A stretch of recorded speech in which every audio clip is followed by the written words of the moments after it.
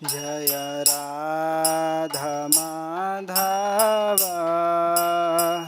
कुंज बिहारी।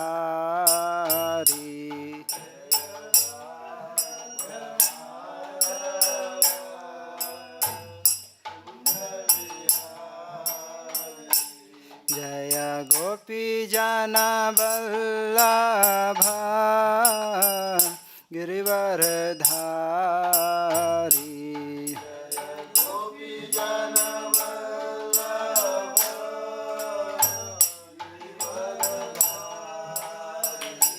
जय गोपी जन वल्लभ गिरिवरधारी।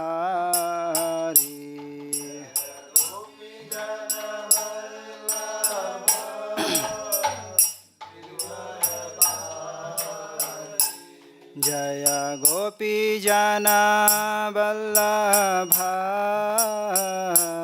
जय गिरिवरधारी।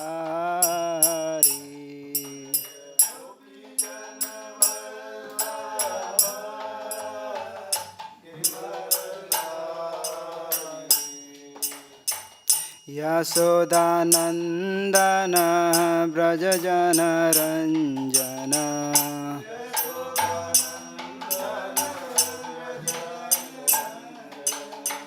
यशोदानन्दन व्रज जनरञ्जन।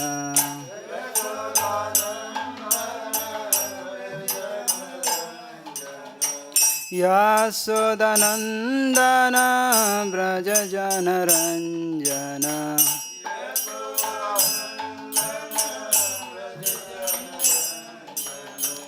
यमुना तीरावनचारी।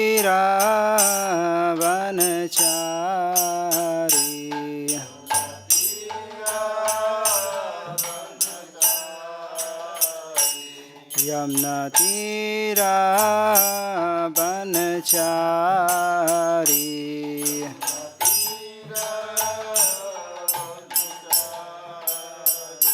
जय राधा माधव जय कुंज विहारी।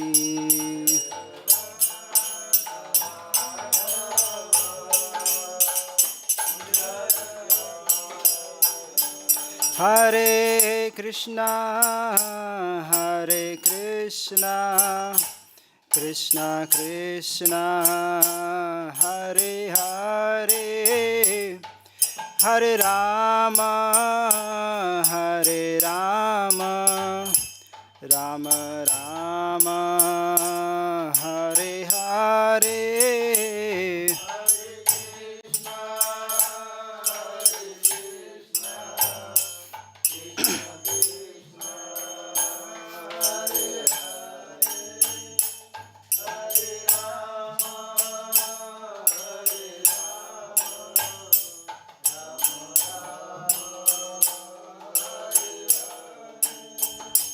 हरे कृष्णा कृष्णा कृष्णा हरे हरे हरे राम राम राम हरे हरे।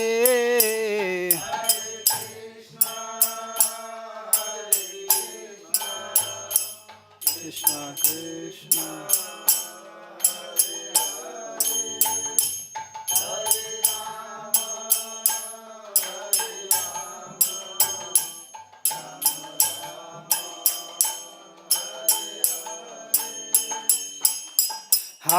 कृष्णा हरे Krishna Krishna Krishna Hare Hare Hare Ram Ram Ram Hare Hare.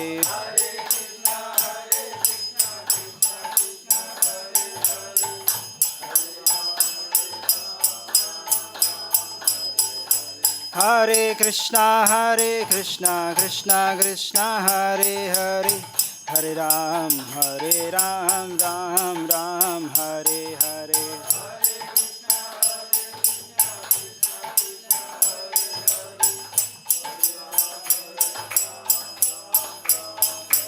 Hare Krishna, Krishna Krishna, Hare Hare, Hare Rama, Rama Rama, Hare Hare.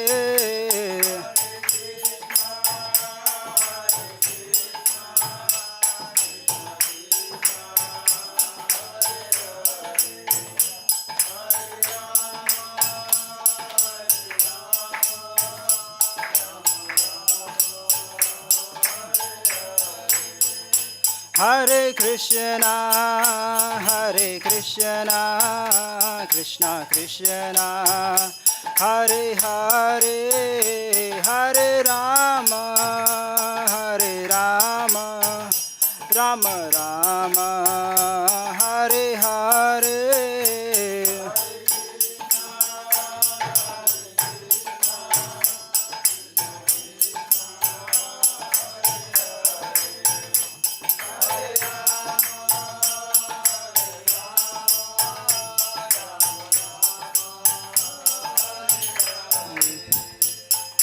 Hare Krishna, Krishna Krishna, Hare Hare, Hare Ram, Ram Ram, Hare Hare.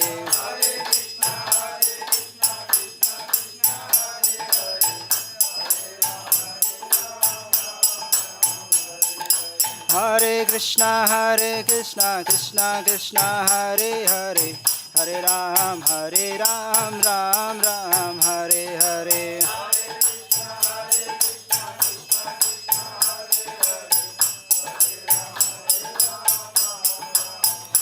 Jaya Krishna Balaram, Jaya Krishna Balaram, Krishna Balaram, Jaya Vrindavan Dham.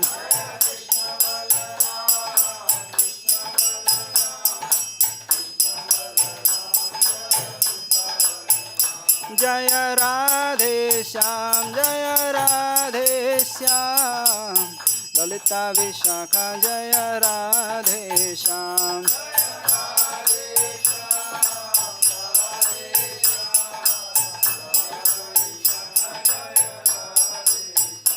Jaya Gauranitai, Jaya Gauranitai, Gauranitai, Jaya Gauranitai.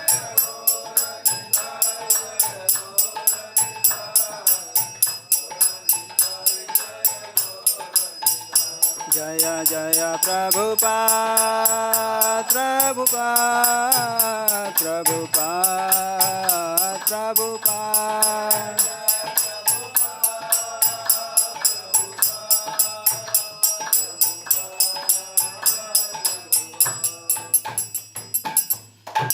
जय ओम विष्णुपाद परमहंस परिव्रजकाचार्य अष्टोत्तरशत श्री श्रीमद् कृष्ण कृपा मूर्ति अभय चरणाविंद भक्ति वेदांत स्वामी शिला प्रभुपाद की जय ओम विष्णुपाद परमहंस परिव्रजकाचार्य अष्टोत्तरशत श्री श्रीमद् भक्ति सिद्धांत सरस्वती गोस्वामी ठाकुर की जय अनंत कोटि वैष्णव भक्त वृंद की जय नामाचार्य श्रील हरिदास ठाकुर की जय प्रेम से कहिए श्री कृष्ण चैतन्य प्रभु नित्यानंद श्री अद्वैत गदाधर शिवासादि गौर भक्त वृंद की जय श्री श्री राधा कृष्ण गोप गोपीनाथ श्याम कुंड राधा कुंड गिरि गोवर्धन की जय श्री वृंदावन धाम की जय श्री नवदीप मायापुर धाम की जय श्री जगन्नाथपुरी धाम की जय गंगा माई की जय यमुना माई की जय भक्ति देवी की जय तुलसी महारानी की जय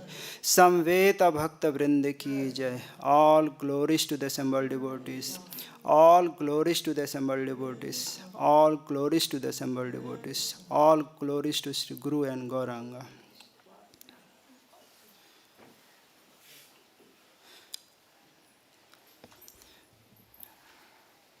मंगलाचरण करें. ओम अज्ञानतिमिरन्धस्य ज्ञानञ्जनशलाकया चक्षुरुन्मिलितं येन तस्मै श्रीगुरुवे नमः। श्रीचैतन्यमनोभीष्टं स्थापितं येन भूतले स्वयं रूपा कदा मह्यं ददाति स्वपदान्तिकं। वन्देऽहं श्रीगुरोः श्रीयुतापदकमलं श्रीगुरून् वैष्णवांश्च श्रीरूपं साग्रजातं सहगणा रघुनाथां तं सजीवं सावद्वैतं सावधूतं परिजनसहितं कृष्णचैतन्यदेवं श्रीराधा कृष्णपादान् सहगणललिता श्रीविशाखान्वितांश्च नमः। ॐ विष्णुपादाय कृष्णपृष्ठाय भूतले श्रीमते भक्तिवेदान्त स्वामिनिति नामिने। नमस्ते सारस्वते देवे गौरवाणी प्रचारिणे निरविशेष शून्यवादी पाश्चात्यदेशतारिणे। नमो महावदन्याय कृष्णप्रेमप्रदायते कृष्णाय कृष्णचैतन्य नामिने गौरतुषे नमः। हे कृष्ण करुणा सिंधो दीनबंधो जगत्पते गोपेश गोपिका कांत राधा कांत नमस्तुते। तप्त कांचन गौरांगी राधे वृंदावनेश्वरी वृषभानुसुते देवी प्रणमामि हरिप्रिये। वाञ्छाकल्पतरुभ्यश्च कृपा सिन्धुभ्यैव च पतितानां पावनेभ्यो वैष्णवेभ्यो नमो नमः। जय श्री कृष्ण चैतन्य प्रभु नित्यानंद श्री अद्वैत गदाधर श्रीवासादि गौर भक्तवृंद। हरे कृष्णा कृष्ण कृष्णा हरे हरे हरे राम राम राम हरे हरे। सर्वप्रथम यहाँ पे उपस्थित सभी वैष्णवियों के चरणों में कोटि कोटि प्रणाम। आज हम लोग भगवद गीता का 6वां अध्याय का अवलोकन और अध्ययन, यही टाइटल है ना, अवलोकन और अध्ययन करने के लिए आज हम लोग सब यहाँ पर उपस्थित हैं। तो ये 6वां अध्याय को प्रभुपाद जी ने क्या टाइटल दिया है? ध्यान योग। तो यह ध्यान योग आज हम इस अध्याय को हम देखेंगे। तो इस अध्याय में सर्वप्रथम मैं योग के बारे में हम पहले डिस्कस करेंगे कि इस अध्याय का मेन जो अभी हमारा जो कई दिनों से चल रहा है, कई अध्यायों में योग हर जगह आ रहा है। तो योग शब्द जो है, जो संस्कृत के कई विद्यार्थी भी हैं जो पढ़ रहे हैं, समय मिलता है जितना उतना पढ़ते हैं। तो योग शब्द जो बना है युज समाधो धातु से बना है, युज समाधो धातु। और यह 2 अर्थ में होता है, एक तो ध्यान के अर्थ में होता है, एक युक्ति के अर्थ में। युक्ति मतलब उपाय, युक्ति और उपाय के अर्थ में यह योग शब्द का प्रयोग होता है। तो धातु से ही समझ में आ गया होगा कि योग मतलब क्या, कोई उपाय, युक्ति। तो जो भी मनुष्य निश्रेयस को चाहते हैं, कल्याण को चाहते हैं, कल्याण को प्राप्त होना चाहते हैं, जैसे ये मनुष्य जीवन हमें मिला है भोग के लिए तो नहीं मिला है, भगवत प्राप्ति के लिए मिला है। तो जो भी भगवत प्राप्ति या ब्रह्म की प्राप्ति, परमात्मा की प्राप्ति चाहते हैं, तो एक मार्ग का अनुशीलन करते हैं। और जिस मार्ग को वो अनुशीलन करते हैं, जिस मार्ग पे वो चलते हैं, उसी को कह दिया जाता है योग। योग या मार्ग या फिर उपाय, तो उसे कह दिया जाता है योग। और इस योग का सर्वप्रथम जो योग प्रारंभ होता है, वह प्रारंभ होता है निष्काम कर्म योग से। जैसे हम नीचे से ऊपर आए तो सीढ़ी के ऊपर चढ़ के आए, तो सीढ़ी से स्टार्ट किए चढ़ना वहाँ से, तो उसी प्रकार से इस योग मार्ग का जो प्रारंभ होता है वो प्रारंभ होता है निष्काम कर्मयोग से। कर्मयोग बोलना ही अपने आप निष्काम आ जाता है, निष्काम जोड़ने की उसमें ज़रूरत है नहीं। कर्मयोग मतलब निष्कामता है ही उसमें। तो वह कर्मयोग के बाद दूसरा स्टेप जो आता है, उसके बाद में ज्ञान योग, ज्ञान योग के बाद ध्यान योग, ध्यान योग के बाद में टॉप मोस्ट जो आता है भक्ति योग। तो ये स्टेप होते हैं, ये सीढ़ियाँ हैं। तो इन सबको मिला के एक साथ कह दिया जाता है योग। और इस मार्ग में जो चलता है उसको बोल दिया जाता है योगी, कर्म योगी, ध्यान योगी, ज्ञान योगी, भक्ति योगी। तो सभी योगी कहलाते हैं क्योंकि वे इस योग पर चल रहे हैं, इस मार्ग पर चल रहे हैं। और सर्वप्रथम निष्काम कर्मयोग करते हैं। निष्काम कर्मयोग से चित्त की शुद्धि होती है। यद्यपि भक्ति में अगर किसी का चित्त शुद्ध नहीं है, भक्ति मार्ग थोड़ा विशेष है, विलक्षण है। अगर किसी का चित्त शुद्ध नहीं है, मन में बहुत विकार हैं, कोई दिक्कत नहीं भक्ति मार्ग में, क्योंकि भक्ति मार्ग अपने आप में इतना शक्तिशाली मार्ग है कि किसी अन्य चीज़ों की अपेक्षा नहीं रखती है। भक्ति मार्ग बस एक ही चीज़ की अपेक्षा रखती है कि आप भक्ति के मार्ग में आइए और भक्ति प्रारंभ कीजिए।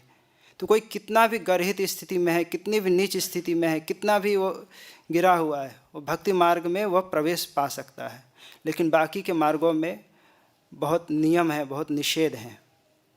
तो सर्वप्रथम जब वो निष्काम कर्मयोग करेगा तो क्या होगा, उसका चित्त शुद्ध होगा। चित्त शुद्ध होने, बहुत बार सुनते हैं चित्त शुद्ध होना मतलब है क्या, चित्त शुद्ध क्या चित्त शुद्ध? चित्त शुद्ध का अर्थ है उसके अंदर संसार की नश्वरता का बोध होगा और स्वयं का लक्ष्य क्या है उसे बोध होगा। संसार से विराग, वैराग्य उसके अंदर उत्पन्न होगा। तब जाकर वह ज्ञान मार्ग के लिए क्वालिफाइड होगा। ज्ञान मार्ग में गृहस्थ आश्रम का वहाँ पर प्रवेश नहीं है, उसे सब चीज़ त्याग करके ज्ञान मार्ग में वह प्रवेश करता है। ध्यान मार्ग में भी यही नियम है। लेकिन भक्ति मार्ग इतना ग्लोरियस है कि कोई भी हो, कैसा भी हो, सबको प्रवेश है। क्योंकि विषया विनिवर्तन्ते निराहारस्य देहिना रसवर्जम रसोप्यस्य परम दृष्टवा निवर्तते। क्योंकि भक्ति मार्ग में इतना अच्छी सुविधा है कि ऐसा विश्वास है भक्ति मार्ग में, विश्वास नहीं, ये फैक्ट है कि व्यक्ति भक्ति करते करते ही जो उसको विषयों के प्रति जो आसक्ति है वो स्वयं ही सब चली जाएगी। तो ये भक्ति मार्ग इसलिए बहुत ग्लोरियस है। तो निष्काम कर्मयोग करेगा तो उसके अंदर वैराग्य उत्पन्न होगा। तो फिर वह ज्ञान मार्ग, ज्ञान जब चित्त शुद्ध होता है तो ज्ञान अपने आप ही हृदय में उत्पन्न होता है। और उसके बाद में वह ज्ञान का अध्ययन भी करता है, वेदांत आदि, उपनिषद आदि उसका अध्ययन करता है, चिंतन करता है। तो फिर ज्ञान मार्ग में क्या ऐड हो गया, वैराग्य प्लस ज्ञान, दो चीज़ ऐड हो गया। निष्काम कर्मयोग से हम ऊपर चढ़े तो ज्ञान योग, ज्ञान योग में वैराग्य और ज्ञान दो चीज़ ऐड हो गया। फिर उसके बाद चाहे तो वह उसी मार्ग में कंटिन्यू कर सकता है और आगे भी बढ़ सकता है। अगर उसी मार्ग में कंटिन्यू करता है तो फिर आगे जाकर उसे मोक्ष की प्राप्ति होती है, जिसे ब्रह्म सायुज करते हैं, उसमें वो मोक्ष मिल जाता है। लेकिन भक्ति हर जगह है, भक्ति चारों मार्ग में है। बिना भक्ति के सब मार्ग लूले लंगड़े हैं। क्योंकि ज्ञान भी सात्विक है, त्रिगुणात्मक है, और भक्ति है निर्गुण। तो किसी को निर्गुण होना है, गुणों के पार होना है, तो उसको ऐसे माध्यम को प्रयोग करना पड़ेगा जो स्वयं में निर्गुण हो, गुणों के बाहर हो। जो स्वयं गुणों के अंदर है, ज्ञान सात्विक है, तो किसी व्यक्ति को कैसे निर्गुणता प्रदान कर सकते हैं, नहीं कर सकते हैं। तो इसीलिए कर्म योग में भी भक्ति है, ज्ञान योग में भी भक्ति है, ध्यान योग में भी भक्ति है, और भक्ति योग तो भक्ति है ही। तो इस प्रकार से भक्ति का आश्रय लेता है, आश्रय लेते हुए अपने ज्ञान को सिद्ध करता है और ब्रह्म को प्राप्त करता है। फिर ज्ञान योग से आगे उठते हैं ध्यान योग। ध्यान योग में एक चीज़ एक्स्ट्रा ऐड हो जाती है, वैराग्य तो है ही उसके अंदर, ज्ञान भी है, और उसके यहाँ एक चीज़ और ऐड होता है, वो क्या है, ईश्वर का ध्यान, भगवान के स्वरूप का ध्यान करता है। तो तीन चीज़ ऐड हो गई। तो उसमें भी चाहे तो वह आगे बढ़ सकता है, या फिर वहाँ से ही वो आगे जाकर ईश्वर सायुज्य को प्राप्त कर सकता है। ज्ञान मार्ग में ब्रह्म सायुज्य और ऊपर में ईश्वर सायुज्य को प्राप्त कर सकता है, या फिर आगे बढ़ सकता है। आगे बढ़ नहीं सकता, बढ़ने की क्षमता नहीं है। किसी वैष्णव, किसी महान वैष्णव का कृपा होता है तब जाके वो आगे बढ़ता है भक्ति मार्ग की ओर। क्योंकि जो भगवान की भक्ति है, भगवान भी किसी को प्रदान नहीं करते हैं, उस पूरा स्टॉक दे के रखते हैं अपने वैष्णवों को, आचार्यों को, वही भक्ति प्रदान करते हैं। तो भक्त की कृपा से, किसी वैष्णव की कृपा से ही वह आगे जाकर फिर भक्ति योग में प्रवेश करता है। तो भक्ति योग में एक चीज़ एक्स्ट्रा ऐड हो जाती है, ज्ञान तो है ही, वैराग्य है ही, ईश्वर का ध्यान है ही, उसके बाद में भगवत प्रीति, भगवान से प्रेम करना। बाकी के मार्गों में प्रीति नहीं है, वो भगवान के भक्ति का उपयोग है, यूज है, लेकिन वहाँ प्रीति नहीं है। हमारा कार्य सिद्ध हुआ, ठीक है, राधे श्याम, आप अपनी जगह पे, वहाँ भगवान से प्रीति नहीं है। लेकिन भक्ति योग में भगवान से प्रेम, ये चीज़ ऐड हो जाती है। तो सबसे ज़्यादा किस में ऐड हुए? भक्ति योग में। तो इस कारण से भक्ति योग में भगवत प्रीति है और लक्ष्य जो है भगवान है वहाँ पर। क्योंकि हम सुने ही हैं, पढ़ते आ रहे हैं कि ब्रह्म से ऊपर परमात्मा, परमात्मा से ऊपर भगवान है। तो वहाँ पर भगवान की उपासना है और वहाँ पर प्रेम मुख्य तत्व है। तो इसलिए भक्ति योग जो है अन्य सभी योगों से सर्वश्रेष्ठ योग है और इसी मार्ग में आगे चलते चलते सभी उसी मार्ग की ओर जाते हैं। तो इसलिए भक्ति मार्ग बहुत ग्लोरियस है, जिसमें सभी का प्रवेश है, सभी कोई आ सकते हैं। और कोई भक्ति करता है तो यह हमें ध्यान रखना चाहिए। अहो बता स्वपचतो गरीयान यद जिह्वा अग्रे वर्तेत नाम तुभ्यम ते पुष तपस्ते। हाँ, तो वो ये सब कर चुका है। कोई भक्ति कर रहा है, भगवान का नाम ले रहा है, तो उसके प्रति हमें बहुत सम्मान रखना चाहिए। भगवान का नाम ले रहा है, वास्तव में ये सब इस स्टेप को वो कर चुका है। दो ही कारण से होता है, या तो वो उन सभी मार्गों को पार करते हुए आता है, या फिर किसी महान वैष्णव की कृपा हो जाए, तब वह कर्म योग से सीधे भक्ति योग में आ सकता है। उसको बाकी स्टेप को फॉलो करने की ज़रूरत नहीं है। ज्ञान योग में है तो ज्ञान योग से सीधे ही वह भक्ति योग में आ सकता है। ध्यान योग में है तो वहाँ से भी आ सकता है। इसके लिए बहुत प्रसिद्ध उदाहरण भी है। सुखदेव गोस्वामी जी के बारे में कहा जाता है, श्री सुखदेव जी के बारे में, कि वो खुद बोलते हैं, परिनिष्ठितो अपि नैर्गुण्य उत्तम श्लोक लीलया गृहीत चेता राजऋषे आख्यानम यद अधीतवान। खुद बोल रहे हैं कि मैं तो निर्गुण ब्रह्म का उपासक था, मेरा चित्त उस ब्रह्म की साधना में ही लगा हुआ था, लेकिन उत्तम श्लोक लीलया, भगवान की लीला इतनी मधुर है कि मेरा गृहीत चेता, मेरा जो चित्त है आकर्षित हो गया भगवान की लीला माधुर्य से। और उसके बाद आख्यानम, जो भी मैं कह रहा हूँ तुमको भागवत, यद अधीतवान, फिर मैं उस भागवत को पढ़ा।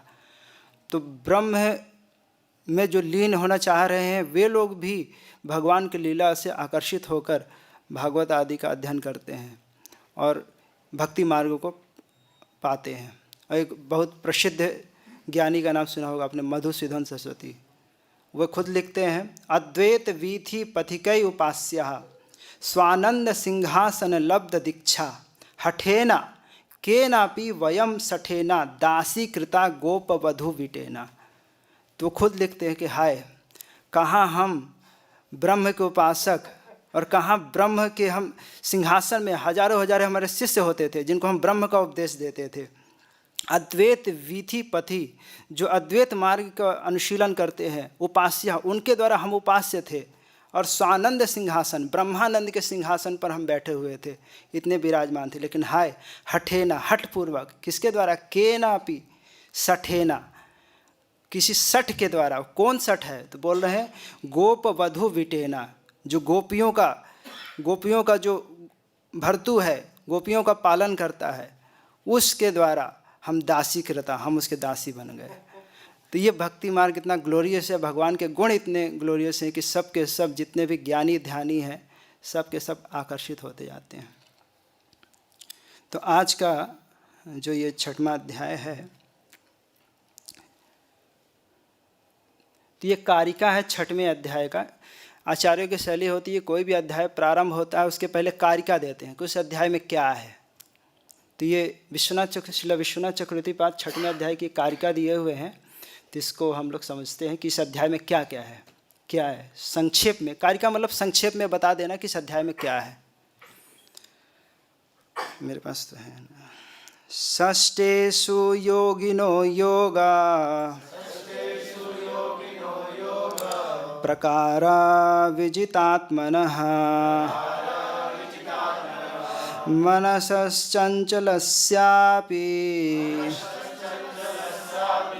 नैश्चल्योपाय उच्यते। षष्ठेषु योगिनो योगा प्रकारा विजितात्मनः मनसश्चञ्चलस्यापि नैश्चल्योपाय उच्यते।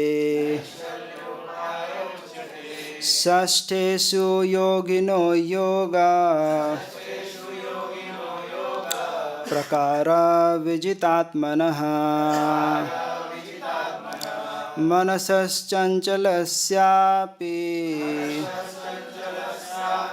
नैश्चल्योपाय उच्यते। कीजिए कोई भी। षष्ठेषु योगिनो योगा प्रकार विजितात्मनः मनसश्चञ्चलस्यापि शल्योपाय उच्यते। षष्ठेषु योगिनो योगा प्रकार विजितात्मनः मनसश्चञ्चलस्यापि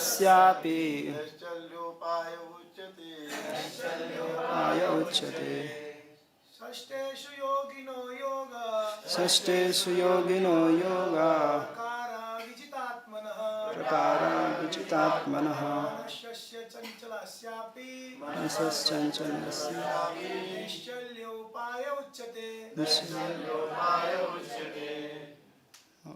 षष्ठेषु इस छठवें अध्याय में योगिनः योगियों का योग प्रकार योग का अंग विजितात्मनः जितेंद्रियों योगियों का मनसः मन का चंचलस्या चंचलता का अपि भी नैश्चल्य निश्चलता उपाय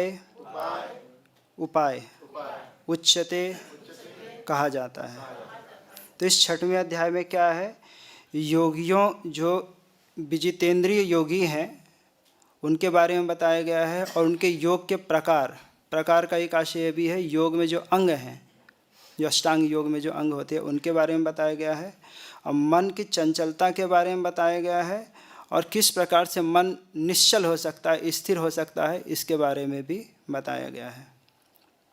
इस अध्याय को, ये अध्याय तो पूरा अष्टांग योग को समर्पित है, अष्टांग योग के बारे में बताया गया है। कल परम पूज्य श्री वृंदावन चंद्र दास गोस्वामी महाराज बहुत सुंदर तरीके से बता रहे थे कि अंतिम के श्लोकों में ही आगे के अध्यायों के बारे में बीज दे दिया जाता है। तो अंतिम के श्लोकों में ही इस योग के बारे में कह दिया गया है और फिर उसी का विस्तार इस छठवें अध्याय में किया गया है। अष्टांग योग मुख्यतः इसमें कहा गया है, लेकिन प्रभुपाद जी इसका नाम दिए हैं ध्यान योग, अष्टांग योग नाम नहीं दिए हैं, ध्यान योग। तो ध्यान योग क्यों नाम दिए हैं, तो यह इस पर श्री विश्वनाथ चक्रवर्तीपाद श्रीमद् भागवत के तृतीय स्कंद के 28वें अध्याय में बहुत डिटेल में अष्टांग योग का वर्णन किया गया है। तो वहाँ पर लिखते हैं कि नवांग भक्तौ अपि यम तृतीयम आहुर महांतः पुरुषार्थ सारम। तो 9 अंगा जो भक्ति है उसमें तीसरा क्या है, स्मरण या ध्यान। तो बोल रहे हैं वही वो पुरुषार्थ सार है, भक्ति का मुख्य पुरुषार्थ सार है, कौन है, ध्यान। और ध्यानम हरे सप्तमताम अगात तद अष्टांग योगो अत्र च मोक्ष सिद्ध है। और वही ध्यान, हरि का ध्यान जो है वह अष्टांग योग में कौन से स्थान पे आता है, 7वें नंबर पे, और भक्ति में कौन से स्थान पे आता है, 3रे नंबर पे। तो दोनों ही क्या है, पुरुषार्थ सार हैं, दोनों के द्वारा ही किसी का कार्य सिद्ध हो सकता है। योगी है तो उसको मोक्ष सिद्ध हो सकता है और भक्तों का आगे प्रेम सिद्ध हो सकता है। तो ध्यान ही भक्ति का भी मुख्य अंग है और अष्टांग योग का भी मुख्य अंग है। और इसी बात को श्रीधर स्वामी इसीलिए इस योग को वैष्णव योग भी कहते हैं, क्योंकि यहाँ पे भगवान का ध्यान है। और बोलते हैं अष्टांग योग की शोभा इसलिए है क्योंकि वहाँ पर ध्यान है, ध्यान अंग के कारण ही अष्टांग योग की शोभा है, क्योंकि वहाँ पर भगवान हरि का ध्यान हुआ है। तो उस ध्यान के कारण ही उस अष्टांग योग की शोभा होती है। तो इस अध्याय को प्रारंभ करने से पहले थोड़ा सा और कुछ डिस्कस करते हैं। योग 2 प्रकार के होते हैं, एक सबीज योग, एक निर्बीज योग। अष्टांग योग में 2 प्रकार के होते हैं, सबीज और निर्बीज। पहले निर्बीज की बात करते हैं। निर्बीज योग में जो योगी होता है ध्यान में किस चीज़ का ध्यान करता है? निर्विशेष तेज स्वरूप ब्रह्म का ही चिंतन करता है। और इसलिए यह योग जो है बहुत कठिन योग है, बहुत दुष्कर है, क्योंकि कोई स्वरूप ही नहीं है ध्यान करने के लिए। किसका ध्यान करेंगे? ध्यान करने के लिए कुछ चाहिए होता है। तो इसीलिए तो कुछ आचार्यों का मत है कि भगवत गीता में निर्बीज योग का वर्णन किया गया है। जैसे श्री श्रीधर स्वामी पाद भी यही बोलते हैं निर्बीज योग है, और हाँ, श्रीधर स्वामी पाद और श्री वल्लभाचार्य दोनों को मानते हैं, और सबीज योग मानते हैं। मध्वाचार्य सबीज योग मानते हैं, प्रभुपाद जी भी सबीज योग को कहते हैं। सबीज योग क्या है बताते हैं अभी इसको। और श्री रामानुजाचार्य भी सबीज योग ही मानते हैं। सबीज योग में क्या होता है कि जो योगी होता है, जो स्वरूप भगवान के सुंदर स्वरूप का, भगवान के लीलाओं का, भगवान के अंग प्रत्यंग का, भगवान के प्रत्येक अवयवों का, सबका वह ध्यान करता है। और उसकी स्थिति भी भगवान के भक्तों की तरह उसके हृदय में पुलक, अश्रुपात, सब उसके अंदर वो स्थिति उत्पन्न हो जाती है। तो ये सबीज योग जो है ये सरल है, उसकी तुलना में, निर्विज की तुलना में यह आसान है और आनंददायक भी है, और अनायास ही योगी को ब्रह्म साक्षात्कार हो जाता है। तो जो सबीज योग है उसमें भी योगियों की कई कैटेगरी है। कुछ योगी होते हैं सबीज योग करते हैं। सबीज योग कहने से आप समझ जाएंगे, मतलब भगवान का वहाँ ध्यान करते हैं, भगवान के सुंदर स्वरूप का ध्यान करते हैं। निर्बीज में भगवान का स्वरूप का ध्यान नहीं करते हैं। तो सबीज योगी भी दो प्रकार के होते हैं। एक योगी हैं जो भगवान के स्वरूप का नहीं, तीन प्रकार के होते हैं। भगवान के स्वरूप का ध्यान करना प्रारंभ करते हैं, लेकिन किसी महत का, किसी भक्त के उनके ऊपर कृपा नहीं होता है, और कृपा नहीं होता है और समझ नहीं पाते हैं, और इसीलिए बीच में ही वे भगवान के ध्यान को छोड़ देते हैं। तो ऐसे लोग की क्या गति होती है? तो बोलते हैं क्योंकि कुछ समय उसने भक्ति किया है, दृढ़तापूर्वक किया है, बहुत अच्छे से प्रयास किया है, तो कहते हैं उसमें क्या होता है, उसके ब्रह्म साक्षात्कार तो उसको नहीं होता है, लेकिन उसके जो संसार के जो दुख होते हैं वो उपराम हो जाता है, वो रुक जाता है, और उससे अपने स्वरूप का ज्ञान हो जाता है कि मैं क्या हूँ, आत्मा हूँ, सच्चिदानंद में आत्मा हूँ, और इस संसार से मेरा संबंध नहीं है, भौतिक चीज़ों से मेरा संबंध नहीं है, इस चीज़ का बस उसको ज्ञान हो जाता है। तो ये एक हुए सबीज योगी। और दूसरे जो है सबीज योगी कौन है? जो बहुत आगे भक्ति के आगे बढ़ जाते हैं, और उनके अंदर अश्रुपुलक सब उनके अंदर होता है, और रोमांच सब जो विकार होते हैं उनके अंदर उत्पन्न होते हैं। लेकिन ये योगी क्या होते हैं, इन योगियों में भगवान को नहीं चाहिए रहता, ये भगवान के भक्ति का उपयोग करते हैं ब्रह्म सायुज करने के लिए, और भक्ति के उच्चतम स्तर पर भी ये पहुँच करके अत्यंत उच्चतम स्तर पर पहुँच जाते हैं, और वहाँ से क्या करते हैं, अपने चित्त को भगवान की तरफ से वापस खींच लेते हैं। तो ऐसे योगियों को बहुत निंदित किया गया है। ऐसे योगियों को बहुत ही शास्त्रों में कुत्सित योगी कहा गया है। स्वयं इसको श्रीधर स्वामी पाद धर्म प्रोजित कैतवो अत्र,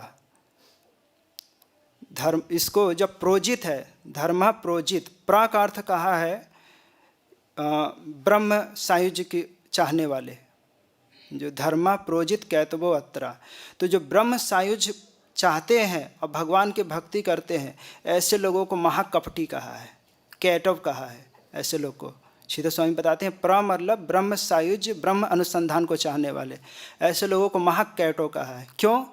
क्योंकि वो लोग भक्ति का उपयोग करते हैं और इतना ध्यान इतना करते हैं कि ध्यान से भगवान आकर्षित होते हैं, उन भगवान को अपने आकर्षित करने लगते हैं ये लोग, लेकिन चित्त में इनका क्या भरा हुआ रहता है, ब्रह्म सायुज्य।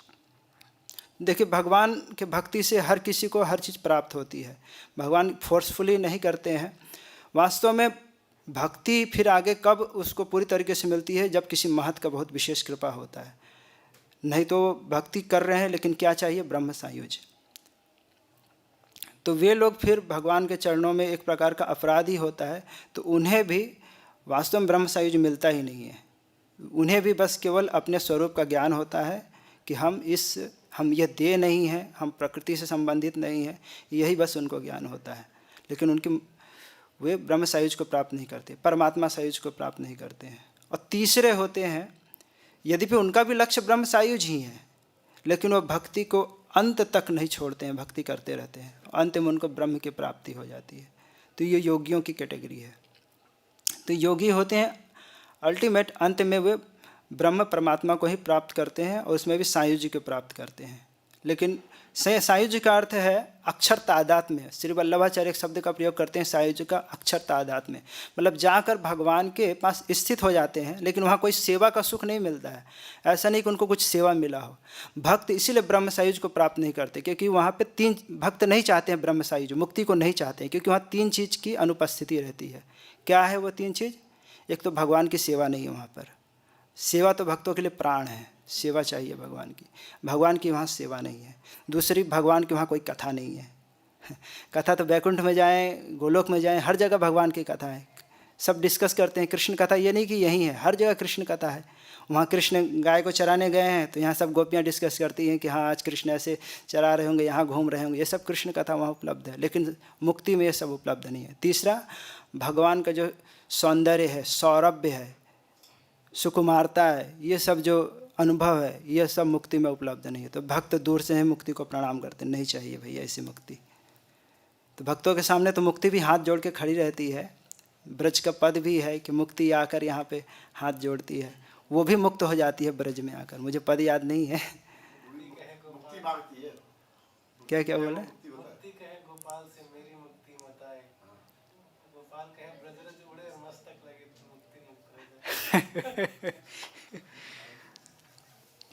तो इस प्रकार से मुक्ति भक्त लोग नहीं चाहते हैं।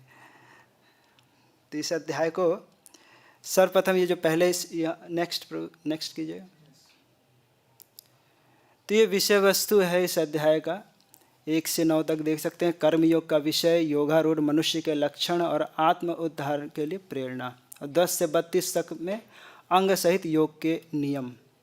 अब 33 से 36 मन के निग्रह का विषय, और 37 से 47 योग भ्रष्ट की गति का वर्णन और भक्ति योग की महिमा। भक्ति योग की महिमा सबसे लास्ट में है, क्योंकि इसके बाद भक्ति योग ही चलेगा, तो इसीलिए लास्ट में श्लोक में दे देते हैं। तो ये भगवान बहुत ही एक्सपर्ट टीचर, कल महाराज बोल रहे थे वदताम वरा। तो पहले श्लोक से हम प्रारंभ करते हैं। पहले श्लोक में निष्काम कर्मयोग की महिमा को बता रहे हैं कि ज्ञान योग में कोई नहीं जा सकता जब तक उसका चित्त शुद्ध नहीं हो। अगर चला गया तो फिर क्या होगा? कल महाराज बहुत अच्छे से व्याख्या किए हैं। वहाँ पे भी अच्छे से संतुष्टि से नहीं रह पाएगा, वहाँ भी वो परेशान रहेगा, क्योंकि पूरा समाज देख रहे हैं कि भैया सन्यासी हैं, देखो क्या कर रहे हैं, तो वो सब कुछ कर नहीं सकते हैं। तो इसीलिए भगवान बोल रहे हैं कि सन्यास के पहले, सन्यास से ज़्यादा महत्व, क्योंकि यहाँ सन्यास की निंदा नहीं की जा रही है, यहाँ स्थापना करना है कर्मयोग की, निष्काम कर्मयोग की, इसलिए इसकी स्तुति ज़्यादा की जा रही है। अब भगवान बोल रहे हैं, सब साथ में पाठ करेंगे, उसका अन्वय भी सब एक साथ ही पाठ करेंगे। श्री भगवान उवाच अनाश्रितः कर्मफलं कार्यं कर्म करोति यः स सन्यासी च योगी च न निरग्नि न चाक्रियः। तो वास्तव में सन्यासी कौन है? भगवान अर्जुन को बोल रहे हैं, अनाश्रितः कर्मफलम, जो अनाश्रित है, कर्म फल के प्रति आसक्त नहीं है, मतलब कर्म कर रहा है तो कर्म फल की इच्छा नहीं कर रहा है कि मुझे मिल जाए, मैं ही इसका भोग करूं। इस प्रकार से जो अनाश्रित है और ऐसे भाव से कार्यम कर्म करोति यह, जो यह कार्य करता है, जो भी वर्णाश्रम के अनुकूल उसका जो कार्य है उसको वह करता है, स सन्यासी, वह सन्यासी है, च योगी, वह योगी है। ना निरग्नि, ऐसा नहीं कि जो अग्नि को नहीं जलाता है, अग्नि निरग्नि कहने का आशय है जो गृहस्थ में जो विभिन्न प्रकार के यज्ञ हैं उसको छोड़ दिया और निरग्नि हो गया, क्योंकि सन्यासी को कहा जाता है स्वयं अग्नि स्वरूप है, तो उसको आग का स्पर्श निषेध है। हाँ, भक्त वैष्णव सन्यासी है तो भगवान के लिए विभिन्न प्रकार के कार्य करता है। श्री शंकराचार्य के पाद के लिए एक उदाहरण आता है, एक स्टोरी आता है कि उनकी माँ, उन्होंने जब संन्यास लिया था तो अपने माँ से कहा था कि कहीं भी रहूँगा, जब तुम्हारा निधन होगा तो मैं मुखाग्नि देने के लिए आऊँगा। जब उनकी माँ का निधन हुआ तो कहीं और थे, तो योग बल के प्रभाव से वो अपने माँ के पास आ गए, लेकिन सारे ब्राह्मण वहाँ निषेध किए, बोले तुम नहीं दाह नहीं कर सकते हो, तुम सन्यासी हो, दूर रहो। लेकिन उन्होंने कहा मैंने अपने माँ को वचन दिया है। तो अपनी योग शक्ति से, बिना अग्नि को स्पर्श किए अपनी योग शक्ति से अपने माँ का वहाँ उन्होंने दहन किया। तो सन्यासी के लिए नियम रहता है। लेकिन बोल रहे हैं कि वो सन्यासी, असली सन्यासी वो है जो कार्य करे लेकिन फल से आसक्त नहीं हो, वही मुख्य सन्यासी है। अगला श्लोक। यम संन्यासमिति प्राहुर्योगम तम विद्धि पांडव, न हि यन्यस्त संकल्पो योगो भवति कश्चन। तो यम संन्यासम इति प्राहु, हे पांडव, जो इस प्रकार से कर्म फल का त्याग करता है, तम विद्धि, उसे ही सन्यासी जानो। असन्न्यस्त संकल्प, जिसने अपने संकल्प का त्याग नहीं किया है उसे नहीं, वो सन्यासी नहीं है। न योगी भवति, वो कभी योगी नहीं है। तो संकल्प जो त्याग किया है वही वास्तव में सन्यासी है, ना कि स्वरूपतः त्याग कर दिया है कि कोई भी किसी प्रकार का कर्म जो है वो गृहस्थ योचित जो संसार में कर्म होता है उस चीज़ को नहीं करूँगा, वो सन्यासी नहीं है। जो आसक्ति को त्याग किया है, वास्तव में सबके लिए ज़रूरी है, ज़रूरी नहीं कि योगी के लिए है, सबके लिए है। भक्त हैं, अगर प्रभुपाद जी इसके पर्पट्स में पढ़ेंगे तो हर पर्पट्स में प्रभुपाद जी स्थापित कर रहे हैं कि भक्त तो सन्यासी ही है, उसके अंदर तो कभी आसक्ति नहीं है, वो तो हर कार्य कृष्ण की प्रसन्नता के लिए करता है। हर श्लोक में प्रभुपाद जी बता रहे हैं कि भक्त तो ये बहुत आसानी से कर लेता है, क्योंकि भक्त का मन इंद्रिय हमेशा कृष्ण के लिए लगा है, तो उसके लिए यह सन्यास तो बहुत आसान है। वो तो स्वयं ही सन्यासी है, क्योंकि हर समय भगवान की सेवा में है। वो तो श्रेष्ठ योगी है, क्योंकि हर समय समाधि में है क्योंकि भगवान की सेवा में लगा है, वही सबसे उच्चतम समाधि है। तीसरा श्लोक। आरुरुक्षोर्मुनिर्योगं कर्म कारणमुच्यते, योगारूढ़स्य तस्यैव शमः कारणमुच्यते। तो दो टर्मिनोलॉजी योग में प्रयोग होता है, आरुरुक्षु और योगारूढ़। तो आरुरुक्षु मतलब इच्छा कर रहा है, उसको योग में सिद्धि चाहिए, लेकिन अभी क्वालिफाइड नहीं है, कर्मयोग कर रहा है और यथा किंचित कुछ अभ्यास भी कर रहा होगा योग का। तो आरुरुक्षु व्यक्ति कौन, क्या बोल रहे हैं, उसके लिए साधन क्या है? जो चाह रहा है कि मैं योग में प्रवृत्त हूँ, उसके लिए साधन बोल रहे हैं। अभी उसके लिए साधन नहीं कि घर छोड़ के चले जाए, अभी उसके लिए साधन है कर्म कारण मुच्यते। वो कर्म योग ही उसका साधन है, उसी को करे। और जो योगारूढ़स्य है, योग के पराकाष्ठा में पहुँच चुका है, उसके लिए क्या है? तो बोल रहे हैं तस्यैव समः कारण मुच्यते। उसके लिए क्या है? इन कर्मों का त्याग करना ही उसके लिए साधन है। कारण मतलब करण, जैसे होता है हम पेड़ को काट रहे हैं तो कारण क्या बोलेंगे? कुल्हाड़ी, कुल्हाड़ी के द्वारा काट रहे हैं। तो साधन, कारण मतलब साधन। तो इस प्रकार से आरुरुक्षु के लिए और योगारूढ़ के लिए क्या साधन है, इसको बता रहे हैं। अगले श्लोक में हम देखते हैं। यदा हिनेन्द्रियार्थेषु न कर्मस्वनुसज्जते, सर्वसंकल्प सन्यासी योगारूढ़स्तदुच्यते। अब कैसे पता चलेगा कि भैया वो आगे बढ़ा कि नहीं बढ़ा, या फिर योग रूढ़ की प्रारंभिक अवस्था में भी वो पहुंच रहा है, कैसे पता चलेगा? उसके लक्षण बता रहे हैं। एक प्रकार का योग रूढ़ है जो योग में बहुत आगे बढ़ चुका है, उसका क्या लक्षण है, कैसे पहचानेंगे? टैग तो है नहीं कि लगा के यहाँ घूम रहा है योगा रूढ़, तो उसके लक्षणों से पहचाना जा सकता है ना। कौन भक्त कितना ऊपर है उसके लक्षणों से बताया जा सकता है, वो तो स्टिकर लगा के नहीं घूमेगा प्योर डिवोटी। तो यदा ही न इंद्रियार्थेषु, जब वह इंद्रियों के अर्थों में, इंद्रियार्थेषु मतलब इंद्रियों का, इंद्रियों विषय नेत्र है, नेत्र का विषय क्या है? सुंदर वस्तु का देखना।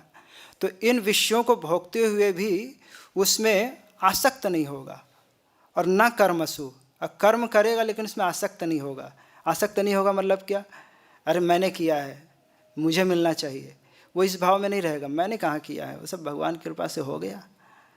और सर्व संकल्प सन्यासी, सभी प्रकार के संकल्प का वह त्याग कर देगा, तब योगारूढ़स तदुच्यते, तो वो व्यक्ति कहलाता है योगारूढ़। और आगे के श्लोक में मन के बारे में बता रहे हैं कि मन ही कैसा व्यक्ति का शत्रु है और मित्र है। उद्धरेतात्मनात्मानं नात्मानमवसादयेत्, आत्मैव हृतात्मानो बंधुरात्मैव रिपुरात्मनः। तो बोल रहे हैं कि व्यक्ति को अपने मन है, जो भगवान ने हमें मन दिया है, मन का स्थान कहाँ है? हृदय, हृदय अधिष्ठान है मन का। तो मन तो हमेशा विकारों से भरा हुआ है, जितने भी विकार हैं सब मन में, लोभ मोह काम क्रोध सब मन में ही स्थित रहते हैं। और मन का स्वभाव है स्वतः ही वो तमोगुण की तरफ जाएगा और उसका ही संकल्प विकल्प करेगा। तो व्यक्ति को बुद्धि के विवेक के द्वारा बलपूर्वक मन को खींच करके लाना चाहिए। नहीं तो सोचेंगे कि हाँ मन तो कभी तो लगेगा स्वयं ही भक्ति में, तो फिर वो क्रांतिकारी परिवर्तन कभी नहीं आने वाला है। वो प्रयास करते रहिए और वो नरक में ले जाएगा। तो बोल रहे हैं उद्धरेत, मतलब उद्धार करो। कैसे? आत्मानम आत्मना। तो बोल रहे हैं अपना, मतलब आत्मा का उद्धार कैसे करो? आत्मना, मन के द्वारा। आत्मनम न अवसादेत, अपने को, आत्मा को न अवसादेत, मतलब उसको नीचे मत गिराओ। मन के द्वारा अपना ही उद्धार करो। मन का उद्धार कैसे होगा? जब मन विषयों में लगेगा तब तो नीचे गिराएगा, और मन जब भगवान के चरणों में लगेगा तो ऊपर उठाएगा। तो इस प्रकार से मन जो मिला है हमें, तो मन के द्वारा अपना उद्धार करो। ना अवसादेत, उससे नीचे मत गिराओ।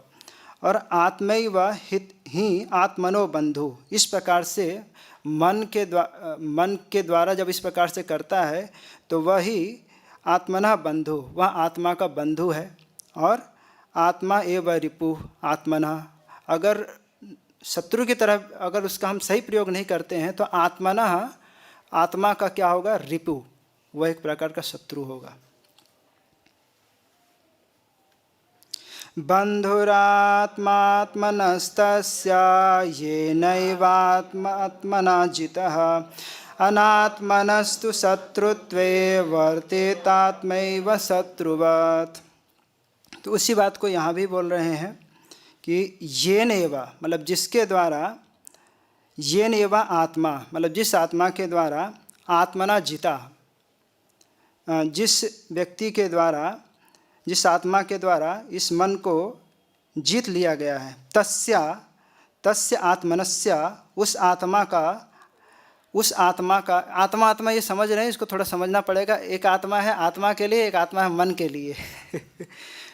तो नहीं भी समझ में आ रहा है, उसका भाव तो समझ में आ रहा है ना क्या कह रहे हैं। तो ये अन्वय थोड़ा कठिन होता है।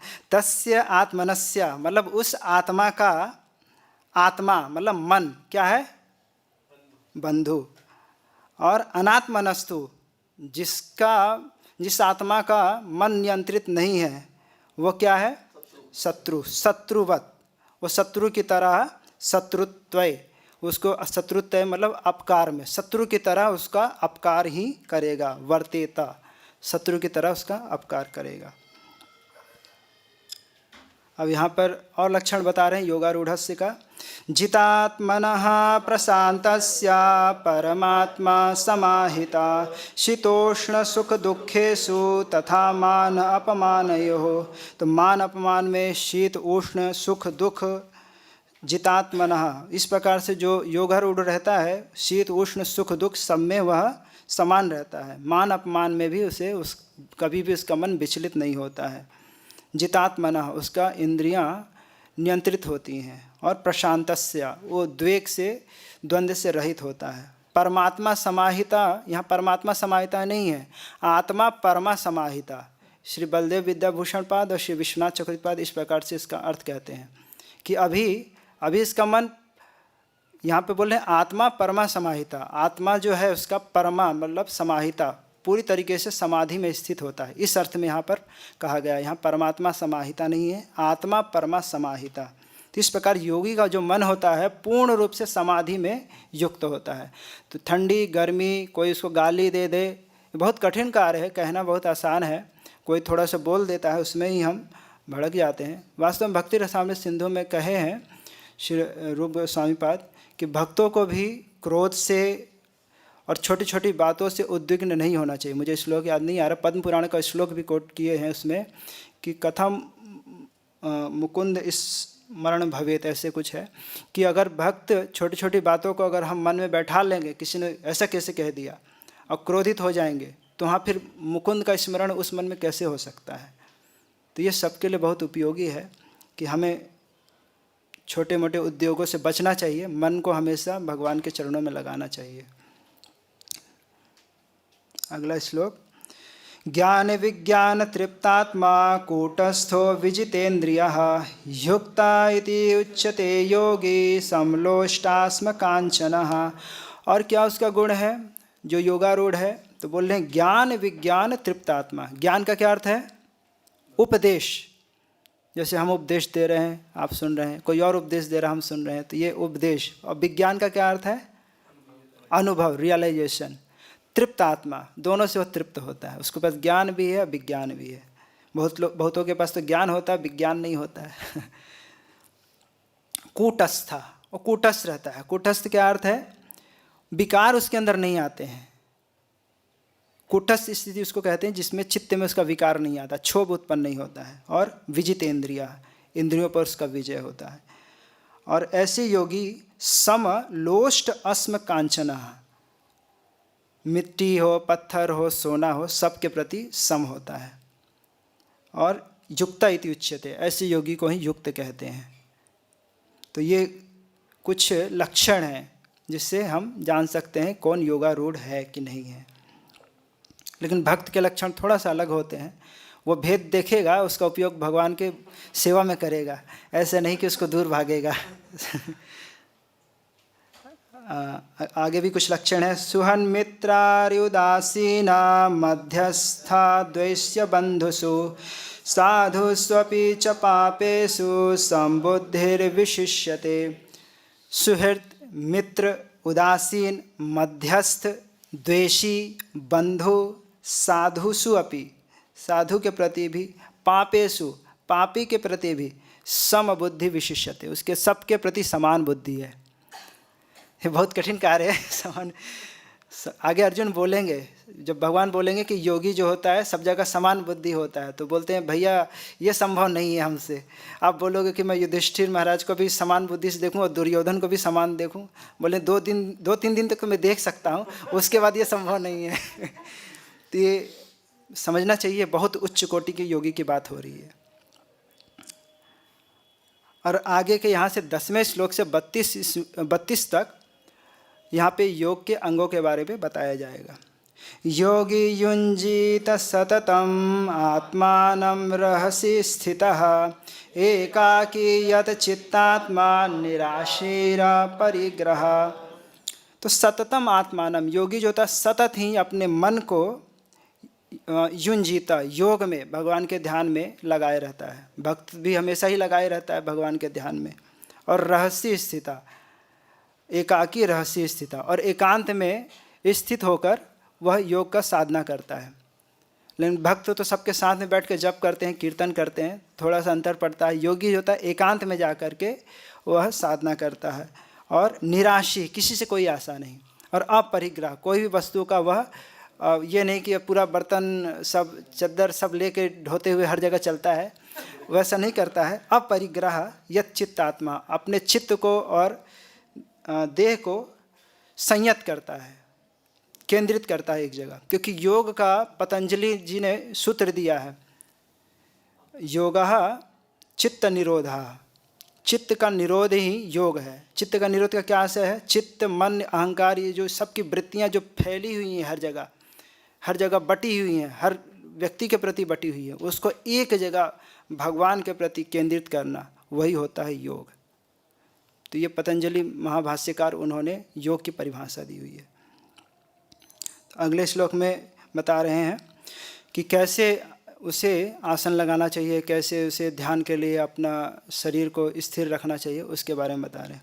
शुचौ देशे प्रतिष्ठाप्य स्थिरमासनमात्मनः नाति उत्सृतं नाति नीचं चेलाजिना कुशोत्तरम। शुचौ देशे, उसे पवित्र स्थान को चुनना चाहिए। पवित्र स्थान क्या हो सकता है?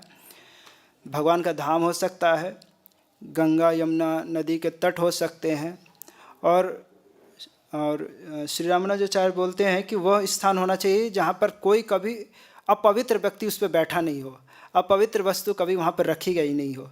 तो एक ऐसा अर्थ भी कहते हैं कि वो उस स्थान पर उसको योग के लिए जाना चाहिए। लेकिन ये बहुत कठिन है।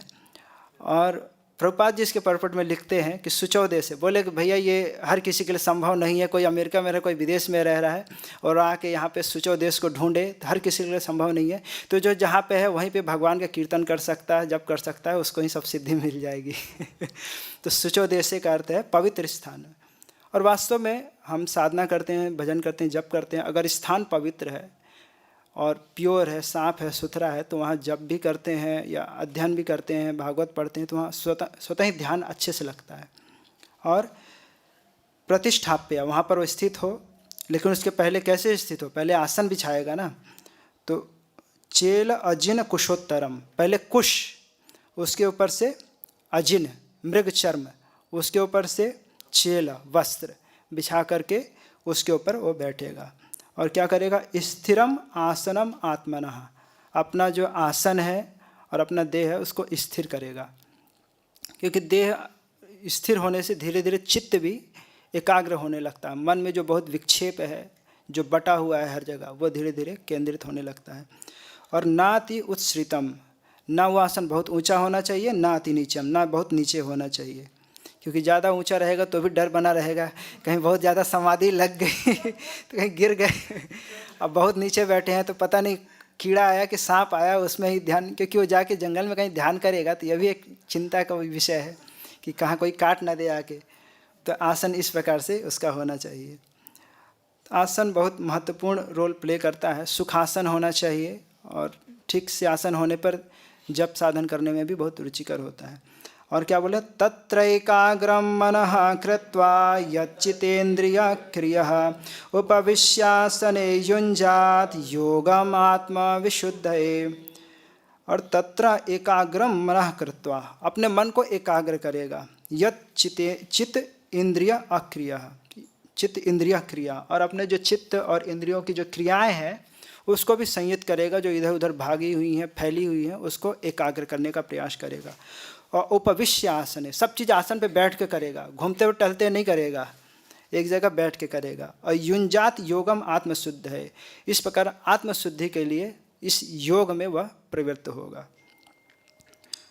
तो वास्तव में ये सब चीज़ें बहुत ही महत्वपूर्ण रखती हैं। आसीना संभवात, ये वेदांत सूत्र है, इसके भाष्य में, गोविंद भाष्य में लिखते हैं श्री बलदेव विद्याभूषण कि भक्त को हरि का स्मरण आसन में ठीक से बैठकर, एक अच्छे से बैठ करके और शांत वातावरण में, मतलब विदाउट डिस्टर्ब होकर उसे ध्यानपूर्वक हरि का स्मरण करना चाहिए, क्योंकि एकाग्र चित्त होना बहुत ज़रूरी है। अगर हमारा चित्त एकाग्रित नहीं है, बटा हुआ है, हम जो भी कर रहे हैं उसमें हमारा ध्यान नहीं है, तो बोलते हैं इसमें क्या होगा? फिर योग सिद्धि नहीं होगी। योग सिद्धि का क्या अर्थ है? भक्त जो हम भजन कर रहे हैं उसमें फिर मधुरता का कुछ अनुभव नहीं होगा, लगेगा इतने समय से सब चल ही रहा है, कुछ हो क्यों नहीं रहा है। तो उसमें लिखते हैं ये हरि के भक्तों के लिए आवश्यक है कि वह ठीक से आसन में, ना कि चलते फिरते, वो लिखे हैं ऐसा, ना कि चलते फिरते सोते वह ध्यान करे। ठीक है, भगवान का नाम कैसे भी किया जा सकता है, नो डाउट उसमें फल मिलेगा ही, लेकिन विशेष प्राप्ति चाहिए तो हमें जो हम कर रहे हैं भगवान की सेवा, उसमें चित्त की एकाग्रता होना जरूरी है। उसमें लिख रहे हैं गोविंद भाष्य में, उसका नंबर मुझे ध्यान नहीं है, आसीन संभवात ऐसे करके उसका सूत्र है, वो वेदांत सूत्र का।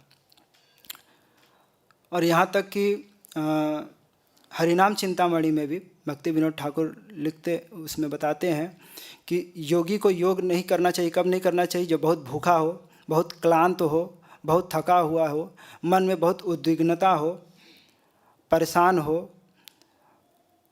तो इस स्थिति में योगी को योग नहीं करना चाहिए। तो इसी बात को लेकर फिर भक्ति विनोद ठाकुर भी बोलते हैं कि जो साधक है, हरि नाम कर रहे हैं, भगवान का श्रवण कर रहे हैं, उन्हें भी इन सब चीज़ों का ध्यान रखना चाहिए कि देखिए, नाम ये तो सिंपल सा है कि नाम करे, कभी भी कोई करे उसका फल मिलेगा, लेकिन विशेष फल की जो चाहते हैं उन्हें इन चीज़ों का ध्यान रखना चाहिए, क्योंकि ये चीज़ें क्या होती हैं, एकाग्रता नहीं बनाने देती हैं, हमारा चित्त एकाग्र नहीं होता है, तो हम फिर योग से वंचित रह जाएंगे, योग सिद्धि से। तो इसलिए ये चीज़ें बहुत ज़रूरी हैं कि हम जहाँ बैठ रहे हैं वो स्थान शांत होना चाहिए, क्लीन होना चाहिए, आसन ठीक होना चाहिए। जैसे प्रभुपाद जी प्रभुपाद हाउस में धर्मात्मा प्रभु जी ने इतना सुंदर व्यवस्था किया है कि वहाँ बैठेंगे ही तो जप करने की और एक्स्ट्रा जप करने की इच्छा होती है। इतना शांत है, इतना क्लीन है, सब चीज़ इतना सुव्यवस्थित है कि जप के लिए बहुत अनुकूल जगह है। तो ये सब चीज़ें साधन के लिए भी जरूरी हैं। युञ्जन्नेवं सदात्मानं योगी नियतमानसः शांतिं निर्वाण परमां मत्संस्थाम् अधिगच्छति। 15 नंबर है ना, ठीक है। तो इस प्रकार योगी को नियत मानसः, अपने मन को नियंत्रित रखते हुए, सदा आत्मानम एवं युञ्जन, इस प्रकार से योगी को योग में प्रवृत्त होना चाहिए। इसका लाभ क्या होगा? योगी इस प्रकार से जब कार्य करेगा तो बोल रहे हैं शांतिम। शांतिम का अर्थ बोल रहे हैं इस संसार से इसका उपरति होगा, और निर्वाण परमाम मत संस्थाम अधिगच्छति, और वह मुक्त। अच्छा 13 इसका अर्थ कर देते हैं, फिर आगे बढ़ा देंगे। तो निर्वाण परमाम मत संस्थाम अधिगच्छति, इस प्रकार से वह मोक्ष को आगे जाकर वह प्राप्त कर लेगा। 13-14 समं काया शिरो ग्रीवं धारयन्नचलं स्थिरः संप्रेक्ष्य नासिकाग्रं स्वं दिशश्चानवलोकयन् प्रशान्तात्मा विगतिभिः ब्रह्मचारी व्रते स्थितः मनः संयम्य मच्चित्तो युक्ता आसीत् मत्परः। तो समम काय शिरो ग्रीवम, तो समान होना चाहिए। काय बोलते हैं मध्य भाग को, मध्य भाग को काय बोलते हैं। शिर और ग्रीवा ये स्ट्रेट होना चाहिए, बैठ के देख सकते हैं तो वो बिल्कुल सीधा होना चाहिए और अचल होना चाहिए, क्योंकि शरीर में ज़्यादा चंचलता होती है तो फिर क्या होता है, मन भी चलायमान हो जाता है, मन भी स्थिर नहीं होता है। और संप्रेक्ष्य नासिकाग्रम और नाक के उसको अग्रभाग में देखना चाहिए। क्यों देखना चाहिए? क्योंकि आँख खोल के देखेगा तो उसको विक्षेप होगा, और आँख बंद करेगा तो लय हो जाएगा तो सो जाएगा पूरी तरीके से। तो आँख खोलने में भी यही भी दिक्कत होता है कि लोग नहीं है तो भी डिस्टर्ब होता है। कहीं सामान दिख रहा है, कुछ टेबल दिख रहा है, कुछ फ़ोटो दिख रहा है, इधर ऐसा होना चाहिए तो वो ऐसा, उसमें भी मैनेजमेंट में उसका दिमाग जाएगा, और बंद किया तो सो जाएगा। तो दोनों ही समस्या है। तो इसलिए अर्ध उसका आँख बंद होना चाहिए, पूरी तरीके से बंद नहीं होना चाहिए, ना तो पूरी तरीके से खुला ना पूरी तरीके से बंद। तो नाक के अग्रभाग को वो देखेगा। तो ये इस प्रकार से। और अचलम स्थिरा, अपने शरीर को स्थिर रखेगा। और स्वम दिशश्चा अनवलोकयन, चारों तरफ नहीं देखेगा कि बैठा हुआ है, कौन आया कौन गया, उस प्रकार से सर नहीं घुमाएगा, क्योंकि उससे क्या चित्त में विक्षेप होगा, मन एकाग्र नहीं होगा। ये सब बहुत ज़रूरी है। अगर आप सूक्ष्मता से विचार करेंगे, साधन के लिए बहुत ज़रूरी है। अगर इन चीज़ों को हम अपने लिए भी अप्लाई करें तो हम भी लाभान्वित हो सकते हैं। प्रशांत आत्मा, उसका मन जो होगा पूरी तरीके से शांत रहता है। विगत भी, किसी प्रकार के योगी को भय नहीं होना चाहिए। साधन कर रहा है, बैठा है और यहाँ टेंशन हो रही है, इतना भय है कि क्या होगा पता नहीं, तो नहीं, विगत भी, सारे भय से रहित होकर ब्रह्मचारी व्रते स्थितः, और ब्रह्मचारी का व्रत का पालन करते हुए वह योग का करेगा। ब्रह्मचारी का श्लोक कौन सा है? वो कर्मणा वचसा मनसा सर्वस्थासु सर्वदा सर्वत्र मैथुन त्यागो ब्रह्मचारी प्रचक्षते। तो ये उसकी परिभाषा है कि मन से भी और शरीर से भी, वाणी से भी वह ब्रह्मचर्य को पालन करते हुए वह योगी इस प्रकार से अपने योगों को करेगा। और मन संयम्य मत चित्तो, मन को संयमित करके मुझ में लगाएगा, मत परा, पूरी तरीके से मुझ पर ही आश्रित रहेगा। तो आगे के श्लोक हो चुका था 15 नंबर, हम लोग 16 नंबर पे आएंगे। अब कुछ नियम बता रहे हैं कि योगी को क्या नियम का और पालन करना चाहिए। नात्यस्नतस्तु योगोस्ति न चैकान्तमनस्नतः न चाति स्वप्नशीलस्य जाग्रतो नैव चार्जुन। नाति अस्नतः, ये नहीं कि खूब खाया, खूब खाएगा तो क्या होगा, फिर समाधि में सीधे जाएगा, फिर तुरंत नींद लगेगी और बहुत सारे बीमारी भी हो जाएंगे, पेट की समस्याएं, पाचन की समस्याएं, तो कहाँ से उसका ध्यान लगेगा। और न चा एकांतम अनस्नतः, और यानी कि बिल्कुल नहीं खाए, बिल्कुल नहीं खाएगा तो क्या होगा, फिर अगला प्रसाद का टाइम कब होगा उसको देखेगा न चा अति स्वप्नशीलस्य, और खूब सोएगा तो भी दिक्कत है, उठेगा तो फिर हमेशा उसको यही लगेगा कि नींद पूरा नहीं हुआ। और कम सोएगा तो भी दिक्कत है, हमेशा जब भी बैठेगा कुछ करने उसमें सोने लगेगा। तो ये सब चीज़ों को ध्यान रखना चाहिए। अति सर्वत्र वर्जयेत, अति हर चीज़ की ठीक नहीं है। अगला श्लोक भी इसी तरह है। युक्ताहार विहारस्य युक्त चेष्टस्य कर्मसु युक्त स्वप्नावबोधस्य योगो भवति दुःखः। तो युक्त का कई अर्थ है। युक्त का अर्थ है नियत, समय में कुछ चीज़ को करना, नियत मात्रा में करना, तो ये होते हैं युक्त। तो डिसिप्लिन्ड लाइफ योगी के लिए और भक्त के लिए भी चाहिए। आहार में, व्यवहार में, विभिन्न प्रकार के कार्यों में, उठने में, जागने में, सब में डिसिप्लिन चाहिए। वास्तव में अगर हम डिसिप्लिन लाइफ हैं कि हम नियत समय पे खा रहे हैं, नियत समय पे सो रहे हैं, तो स्पिरिचुअल लाइफ तो अच्छा होगा ही, क्योंकि हमारी साधना भी अच्छी होगी, हम सभी चीज़ों को कर पाएंगे। क्योंकि हम क्या कभी कभी फ्रस्ट्रेट हो जाते हैं। क्यों हो जाते हैं? क्योंकि कहीं एक जगह हम व्यर्थ की चीज़ों में ज़्यादा समय दे देते हैं और जो हमारी साधना का जो अंश था उसको हम कर ही नहीं पाते हैं, क्योंकि हम नियत है नहीं, युक्त है नहीं। जब जो इच्छा हुआ वही करने लगते हैं। तो दुख कभी हमारा दुख नहीं होगा अगर हम नियत नहीं है, तो हमेशा ही फ्रस्ट्रेट रहेंगे। भक्ति जीवन में भी फ्रस्ट्रेट ही रहेंगे, क्योंकि हम जो करना चाह रहे थे भक्ति के अंगों को भी, वो भी नहीं कर पाते हैं ढंग से। जो कर रहे हैं उसको भी नहीं कर पाते, क्योंकि युक्त नहीं है। युक्त होना बहुत ज़रूरी है, इसके बिना कुछ भी कार्य नहीं हो सकता। योगो भवति दुःख, कभी योग हमारा दुःख नहीं हो सकता है, हमारा दुख दूर ही नहीं हो सकता है। और दूसरा एक अर्थ है आहिर्यन्ते इति आहारा। आहार का अर्थ है जो भी चीज़ हम इंद्रियों के द्वारा ग्रहण करते हैं, अपने नेत्रों के द्वारा, जिह्वा के द्वारा, कर्ण के द्वारा, तो जो भी हम ग्रहण करते हैं वो सात्विक चीज़ होना चाहिए। सात्विक चीज़ होना चाहिए, या फिर भक्ति के जो अनुकूल है उसको ग्रहण करना चाहिए। ऐसा नहीं हम कुछ भी सुने, कुछ भी देखें, कुछ भी बात करें और सोचेंगे कि हम भक्ति के अंगों को अध्ययन करना है, जप करना है, वो भी हमारा परफेक्ट हो, तो नहीं हो सकता है, वो कभी भी सफल नहीं हो सकता है। एक भक्त के मुख से हमने सुना था, पुणे के थे, कहाँ मुझे ध्यान नहीं आ रहा, वो बोल रहे थे कि कोई 16 माला करता है तो जो 2 घंटा करता है उसकी क्वालिटी डिपेंड करती है 22 घंटे वो कैसा उसका क्वालिटी था।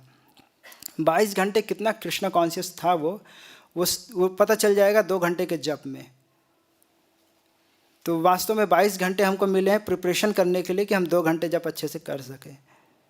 तो ये भक्त से सुना था, पुणे के कोई भक्त थे, बहुत अच्छा लगा मुझे ये बात।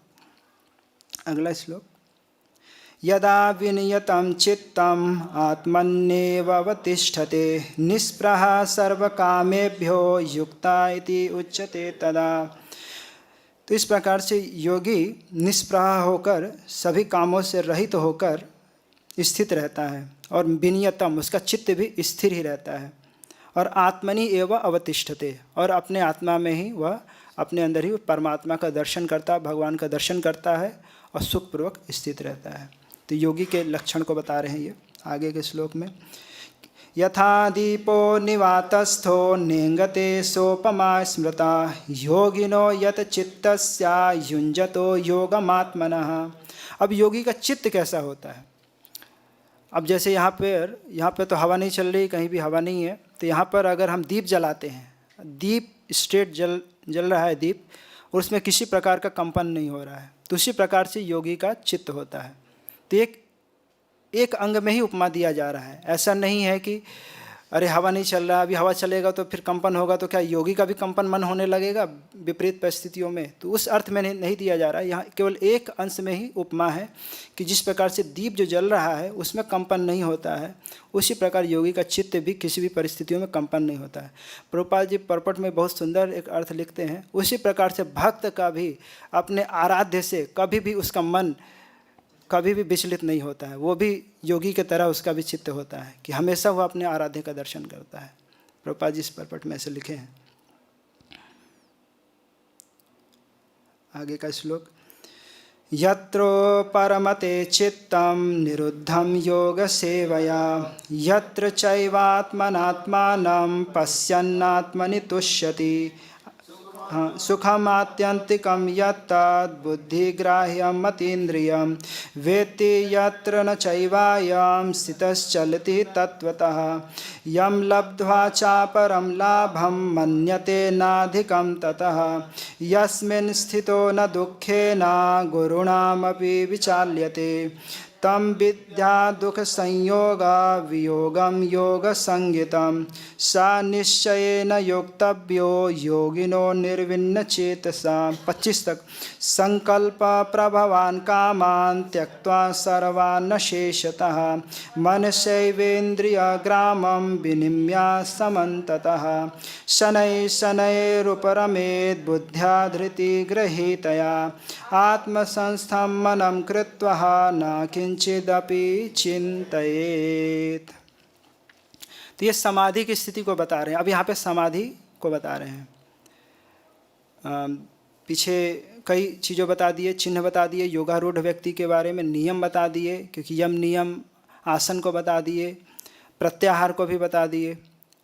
प्राणायाम का तो वर्णन नहीं है इसमें। प्राणायाम का अर्थ यही होता है कि प्राणों को नियंत्रित करना, जो हम प्राण वायु ले रहे हैं उसको नियंत्रित करना। तो उसमें कुंभक, रेचक, कुंभक, पूरक, कुंभक नहीं, रेचक, कुंभक, पूरक, ये 3 होता है। तो उसके द्वारा वह अपने प्राण वायु को नियंत्रित करता है, क्योंकि प्राणायाम के द्वारा भी बुद्धि स्थिर हो जाती है, लेकिन टेम्पररी होती है। भक्ति के बिना पूरी तरीके से बुद्धि स्थिर नहीं होगा, तो कुछ समय के लिए योगी का स्थिर हो जाता है। तो इस समाधि की स्थिति में क्या होता है? योग सेवया, योग के द्वारा निरुद्धम चित्तम, वो अपने चित्त को निरुद्ध कर लेता है, मतलब विश्वों में कहीं भी नहीं जाता है। यत्र उपरमते, विश्वों से उसका चित्त पूरी तरीके से हट जाता है, पूरा आत्म केंद्रित हो जाता है। यत्र च एवं आत्मना आत्मनम पश्यन्, और अपने मन के द्वारा ही उन परमात्मा को आत्मनि, अपने भीतर ही, अपने मन में ही दर्शन करता है। और तुष्यति, और पूरी तरीके से आनंद में रहता है। योगी को भी आनंद मिलता है, क्योंकि एक प्रकार से वो भी परमात्मा का दर्शन कर रहा है, तो भी आनंद में रहता है। क्योंकि जब तक आनंद नहीं मिलेगा विषयों के प्रति हमारा मन जाएगा ही जाएगा। प्रभुपाद जी लिखते हैं, जब तक कृष्ण के सौंदर्य से कोई पूरी तरीके से आकर्षित नहीं होगा तब तक उसका विषयों से मन जाएगा ही जाएगा, चाहे कितना भी वो प्रयास कर ले। तो ऐसा प्रभुपाद जी परपट में लिखते हैं। और कैसा सुख मिलता है उसको? आत्यंतिकम सुखम, और अपरिमित सुख। और यद तद बुद्धि ग्राह्यम अतीन्द्रियम, यह सुख कैसा है? इंद्रियों के द्वारा ग्राह्य नहीं है, भौतिक इंद्रियां इसको ग्राह्य नहीं कर सकती हैं।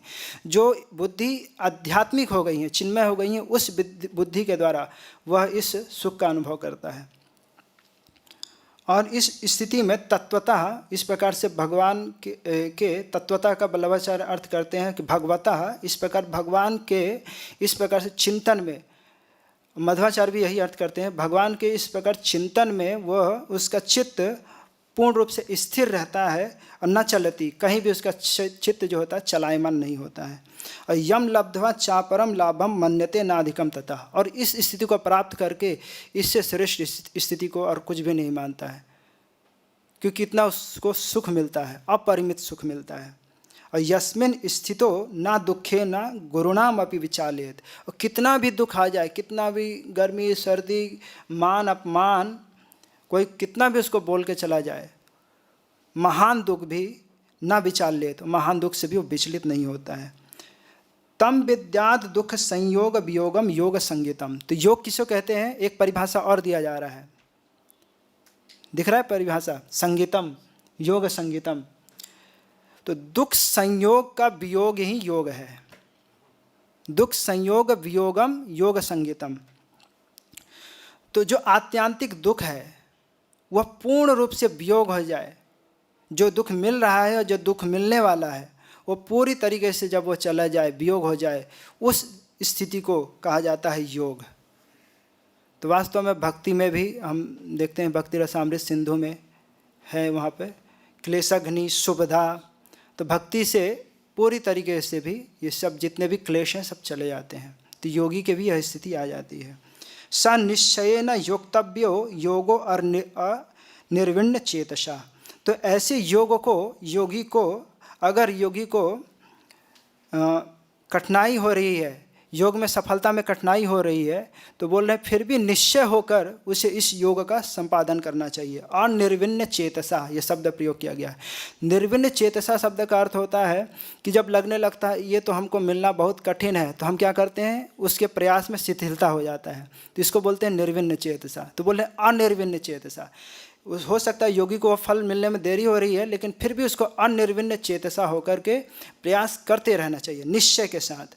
प्रभुपाद जी इसमें श्लोक भी देते हैं, उत्साहत निश्चयात धैर्यात तत्त कर्म प्रवर्तनात्। तो उत्साहपूर्वक प्रभुपाद जी बोलते हैं कभी कभी ऐसा लगे भक्तों को अरे कृष्ण भक्ति करना बहुत कठिन है, इम्पॉसिबल है, तो बोल रहे नहीं, उसको उत्साह रखना चाहिए और उसे प्रयास करते रहना चाहिए। इसमें उदाहरण देते हैं कि एक गौरैया के अंडे को समुद्र डुबा देता है, तो गौरैया कैसे प्रयास करती है समुद्र को सुखाने का, एक तृण लेकर उसको पानी में डुबा कर उसको सुखाती है।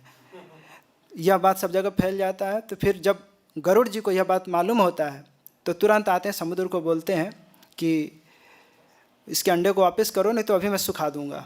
तो तुरंत ही समुद्र अंडे को वापस करता है। तो प्रभुपाद जी बोलते हैं जैसे गौरैया के अंदर निश्चय है, धैर्य है, वैसे भक्त के अंदर भी धैर्य होना चाहिए और प्रयास करना चाहिए। यानी कि धैर्य है और आलस कर रहे हैं वैसा नहीं, खूब प्रयास करना चाहिए। इस प्रकार से संकल्प प्रभवान कामन त्यक्त्वा, वो सभी प्रकार के संकल्प कामनाओं को त्याग देता है। सर्वान अशेषता, पूरी तरीके से कामनाएं वह त्याग देता है।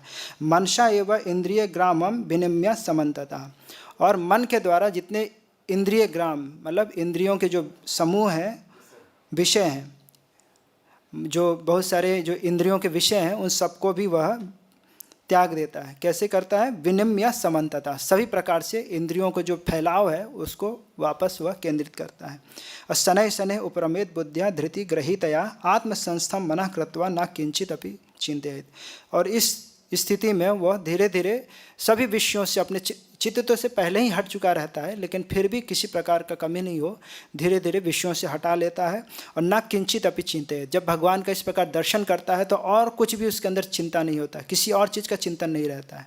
तो ये समाधि के बारे में बताया गया इस श्लोक में। आगे के श्लोकों में हम देखते हैं।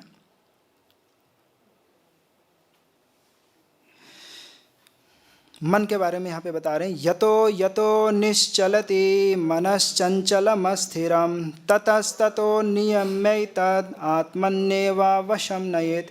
योगी जब अभ्यास करता है, हम भी जब साधना करते हैं तो मन भागता ही है, बहुत ज़्यादा भागता है।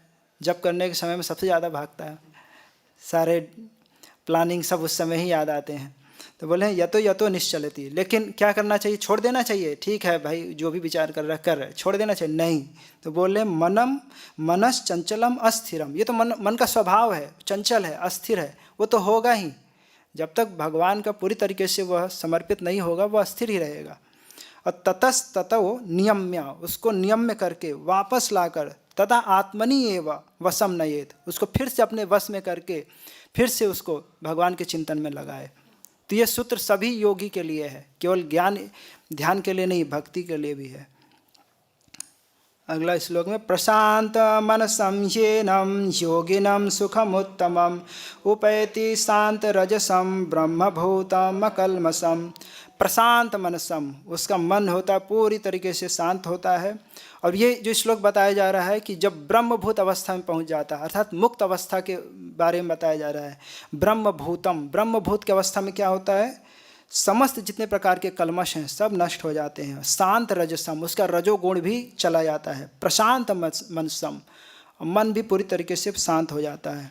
और ऐसे योगी को क्या मिलता है, क्या बचा, उत्तमम सुखम, उत्तम सुखम उपैति, ब्रह्मभूतम उत्तमम सुखम उपैति। ब्रह्मभूत उत्तम सुख को वो हर जगह भगवान का दर्शन कर पाता है, ब्रह्म का हर जगह व्याप्त है, वो सब चीज़ को दर्शन कर पाता है, हर व्यक्ति में ब्रह्म है वो देख पाता है। तो उत्तम, ये जीवन मुक्त स्थिति की है। जो ब्रह्मभूत स्थिति में कोई है उसकी अवस्था को ये बताया जा रहा है। युञ्जन एवं सदात्मानं योगी विगत कल्मषः सुखेन ब्रह्म संस्पर्शम अत्यंतम सुखमश्नुते। तो सदा आत्मानम युंजन एवं, इस प्रकार से अपने मन को सदा ही एकाग्र करते हुए विगत कलमशः, पूर्व जन्म के, विगत मतलब पूर्व के जितने भी हैं सारे कलमश गता सब चले जाते हैं उसके, और ब्रह्म संस्पर्शम अत्यंतम सुखम, तो वह ब्रह्म का जो सुख है उसे सुखेना, सुखेना का अर्थ बोलते हैं बहुत ही आसानी से उसे प्राप्त होने लगता, अश्नुते वह प्राप्त करता, ब्रह्म सुख को, भगवान के सुख को, परमात्मा के सुख को वह अनुभव करने लगता है। और वो कैसा सुख है? अत्यंतम अपरिमितम, कोई उसका परिमित नहीं है, अनलिमिटेड सुख, लिमिटेड नहीं, उस सुख को वह अनुभव करता है। सर्वभूतस्थमात्मानं सर्वभूतानि चात्मनि ईक्षते योग युक्तात्मा सर्वत्र समदर्शनः, तो योगी समदर्शी हो जाता है, क्योंकि हर जगह वह इतना जो भगवान को प्राप्त किया है वह हर जगह, फिर वो हर जगह दर्शन कर पाता है भगवान का। सर्वभूतस्थम आत्मानम, उस आत्मा को सभी जीवों में उपस्थित, सर्वभूतानि च आत्मानि, सभी जीवों में और अपने में उस परमात्मा का वह दर्शन कर पाता है। और योग युक्त आत्मा, ऐसे योग से युक्त जो आत्मा है, जो योगी है, उसके अंदर क्या गुण आ जाते हैं? समदर्शनः, समदर्शी होना बहुत कठिन काम है। अधिकतर जो लड़ाई हुई है महाभारत किसके कारण हुआ है? विषम दर्शन के कारण। मामकः पांडवस्यैव, मेरा पांडवों का, तो ये विषम बुद्धि बहुत ही खतरनाक है। लेकिन वह समदर्शन, हर जगह समदर्शन करता है, समभाव रखता है। सम व्यवहार करना तो कठिन होता है, लेकिन समभाव रखना वो आसान होता है। समभाव हर जगह रखता है। अब ऐसा थोड़ी ना सामने सांप आ रहा है उसके प्रति भी वो समदर्शी सम व्यवहार करेगा तो दिक्कत हो जाएगा। भाव सामने रखेगा कि सब में भगवान है। यो मां पश्यति सर्वत्र सर्वं च मयि पश्यति तस्याहं न प्रणश्यामि स च मे न प्रणश्यति, तो इस प्रकार जो मुझे हर जगह देखता है, सभी जगह देखता है, बोले तस्याहं न प्रणश्यामि, मैं उसको नहीं छोड़ता हूँ, उसका योग क्षेम मैं करता हूँ, और साचा में न प्रणश्यति, और वो मुझे भी नहीं भूलता है, मेरी भी भक्ति वो करते रहता है। भगवान बोल रहे हैं उसका योग क्षेम वहन मैं करता हूँ, क्योंकि वो मुक्त अवस्था में, मुक्त अवस्था उसे कहते हैं कि शरीर है लेकिन शरीर से कोई आसक्ति नहीं, शरीर के क्रियाकलापों से कोई आसक्ति नहीं, सब अपने स्वभाव से वो अपने आप चल रहे हैं। पूर्व संस्कार के कारण शरीर चल रहा है, वो बोल रहा है, कुछ भी कह रहा है तो पूर्व संस्कार के कारण चल रहा है, उसको शरीर से कुछ लेना देना है नहीं। ये मुक्त अवस्था कहलाता है। मुक्त अवस्था में ऐसा योगी होता है। सर्वभूतस्थितं यो मां भजत्येकत्वमास्थितः सर्वथा वर्तमानोऽपि स योगी मयि वर्तते, तो सर्वभूत स्थितं यो मां भजति एकत्वमास्थितः, वह एकत्व देखता है। एकत्व किस अर्थ में? वह ये देख पाता है कि संपूर्ण सृष्टि के सभी का जो आश्रय कौन है? एक यही परमात्मा है। तो यह एकत्व बुद्धि है। इस एकत्व बुद्धि के कारण सर्वभूत स्थितम यो माम भजति, वो मेरा भजन करता रहता है। क्या भजन करता रहता है? भगवान का श्रवण कीर्तन करते रहता है। और सर्वथा वर्तमानोपि स योगी मयि वर्तते, इसकी टीका में विश्वनाथ चक्रवर्तीपाद लिखते हैं कि वो इस प्रकार से समाज में स्थित रहता है, और वह शास्त्र के विधि निषेधों का पालन करे तो ठीक, नहीं करे तो ठीक, ऐसी स्थिति में भी वह सदा मयि वर्तते, वह हमेशा ही मुझ में स्थित है। ऐसे योगी के प्रति कोई भी किसी प्रकार का दोष नहीं लगता है। अगला श्लोक।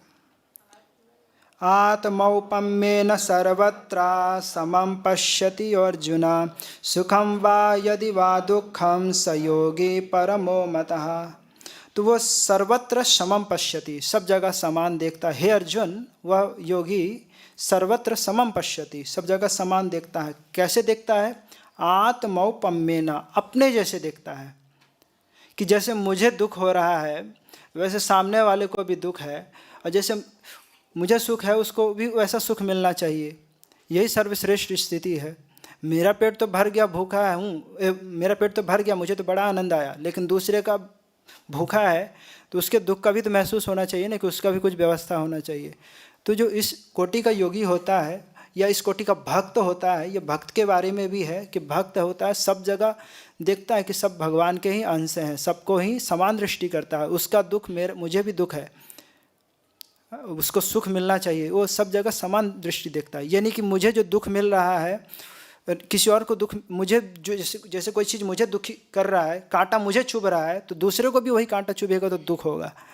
मुझे जो चीज़ सुख मिल रहा है तो उस दूसरे को भी सुख मिलना चाहिए, तो सुख दुख समान देखता है। तो यह योगी की स्थिति होती है। समान देखना बहुत कठिन काम है। अर्जुन उवाच योऽयं योगस्त्वया प्रोक्तः साम्येन मधुसूदन एतस्याहं न पश्यामि चंचलत्वात् स्थितिं स्थिराम्। अब अर्जुन यहाँ पे बोल रहे हैं, हे मधुसूदन, यो अयम योगः साम्येन त्वया प्रोक्ता, तुमने अभी जो योग कहा कि समान दृष्टि रखना है, एतस्या इस योग को अहम मैं चंचलत्वात् स्थिराम स्थितिम न पश्यामि, मेरा मन इतना चंचल है। मैं पहले भी इस चीज़ को बताया था कि आप बोल रहे हैं कि चित्त को स्थिर समान दृष्टि रखना है, मैं नहीं रख सकता हूँ क्योंकि मन चंचल है। आपने अभी ज्ञान दिया तो 2-3 दिन तक तो मैं मैनेज कर लूँगा कि दुर्योधन के पक्ष में जो है उनका सुख दुख, मेरे पक्ष में जो सुख दुख है, सब बराबर है, सबके साथ समान व्यवहार है। लेकिन ये 2-3 दिन से ज़्यादा नहीं चलेगा क्योंकि मन जो है चलायमान है, वो स्थित नहीं है, स्थिर नहीं है।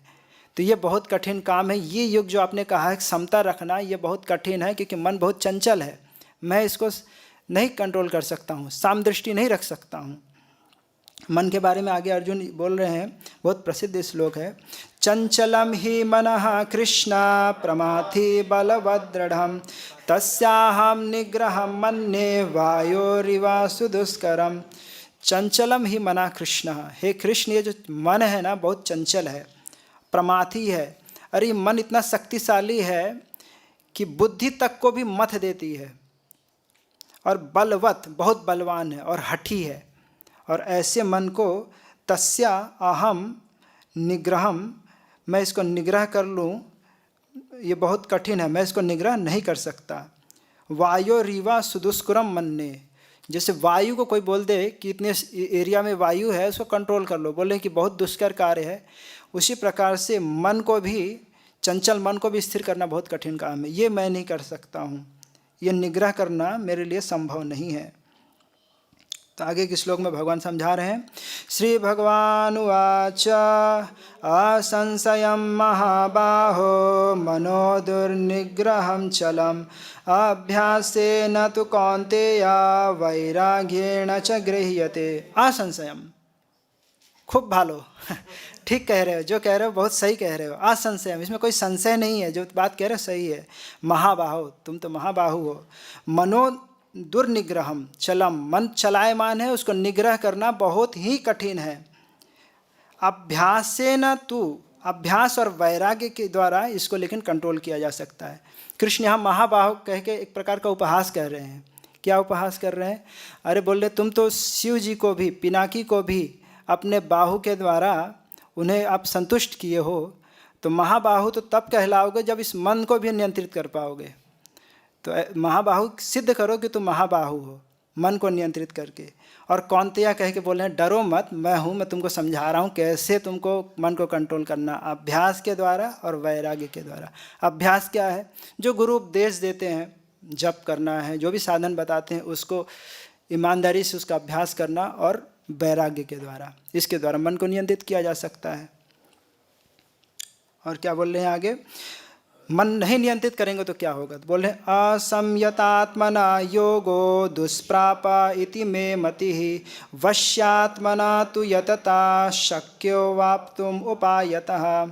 तो बोल रहे असंयत आत्मना योगो दुष्प्राप, जिसने मन को नियंत्रित नहीं किया है उसके लिए योग, योग मतलब सब आ गया उसमें, सभी योग आ गए उसमें। तो योगो दुष्प्राप, उस योग को प्राप्त करना, सिद्ध करना कठिन है। इति मे मति, भगवान बोल रहे हैं ऐसा मेरा मानना है। तो बोल रहे हैं यतता वश्यात्मना, जो यत्न पूर्वक उसको वशीभूत करता है, उपायता, उपाय के द्वारा, शक्य अवाप्तुम शक्य, वो उस चीज़ को, योग को बहुत आसानी से सिद्ध कर सकता है। इस प्रकार से मन को नियंत्रित करने के बारे में बता रहे हैं।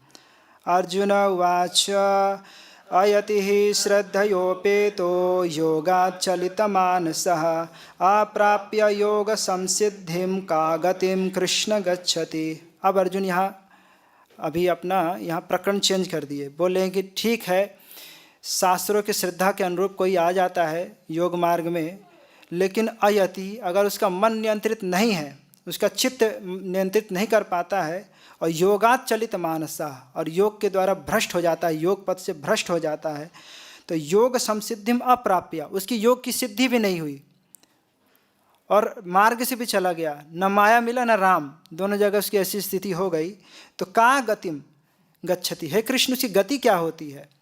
क्योंकि उसने चीटिंग करने के लिए तो नहीं आया था, ईमानदारी से योग करने के लिए आया था, लेकिन पूर्व संस्कार के कारण वह अपने मन को नियंत्रित नहीं कर पाया और मार्ग से भ्रष्ट हो गया, योग सिद्धि नहीं हुई, तो उसकी गति क्या होगी?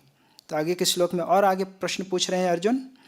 कश्चिन्नो भय विभ्रष्ट छिन्ना भ्रमीव नश्यति अप्रतिष्ठो महाबाहो विमूढ़ो ब्रह्मणा पथि। तो बोल रहे हैं जैसे आकाश में घना मेघ है और उसमें से अगर मेघ अलग हो जाता है, कोई छोटा सा मेघ कट के अलग हो जाता है, तो जिस प्रकार से नष्ट हो जाता है, उसे कोई अस्तित्व नहीं होता है, तो क्या योगी की ऐसी गति होगी जो प्रयास कर रहा था लेकिन असफल हो गया, तो कहाँ जाएगा? उसकी कोई गति होगी कि नरक में जाएगा? कहाँ जाएगा? उसकी क्या गति होगी? कि उसकी भी ऐसी दुर्गति हो जाएगी? तो आगे भगवान बहुत सुंदर उत्तर दे रहे हैं। आगे पहले इसी को आगे अर्जुन बोल रहे हैं, अभी भगवान उत्तर नहीं दे रहे हैं। एतन्मे संशयं कृष्ण छेत्तुम अर्हस्य शेषतः त्वदन्यः संशयस्य छेत्ता न हि उपपद्यते। तो बोल रहे हैं ये जो मेरा संशय है कृष्ण अशेषतः छेत्तुम अर्हसि, आप ही इसको पूरी तरीके से दूर करने में सक्षम हैं। त्वदन्यः, इस संशय को, त्वदन्यः अस्य संशयस्य छेत्ता न ही उपपद्यते, मैं किसी को नहीं देख रहा हूँ जो इस संशय को दूर कर सकता है। पहले भी बोले हैं, कहाँ बोले हैं?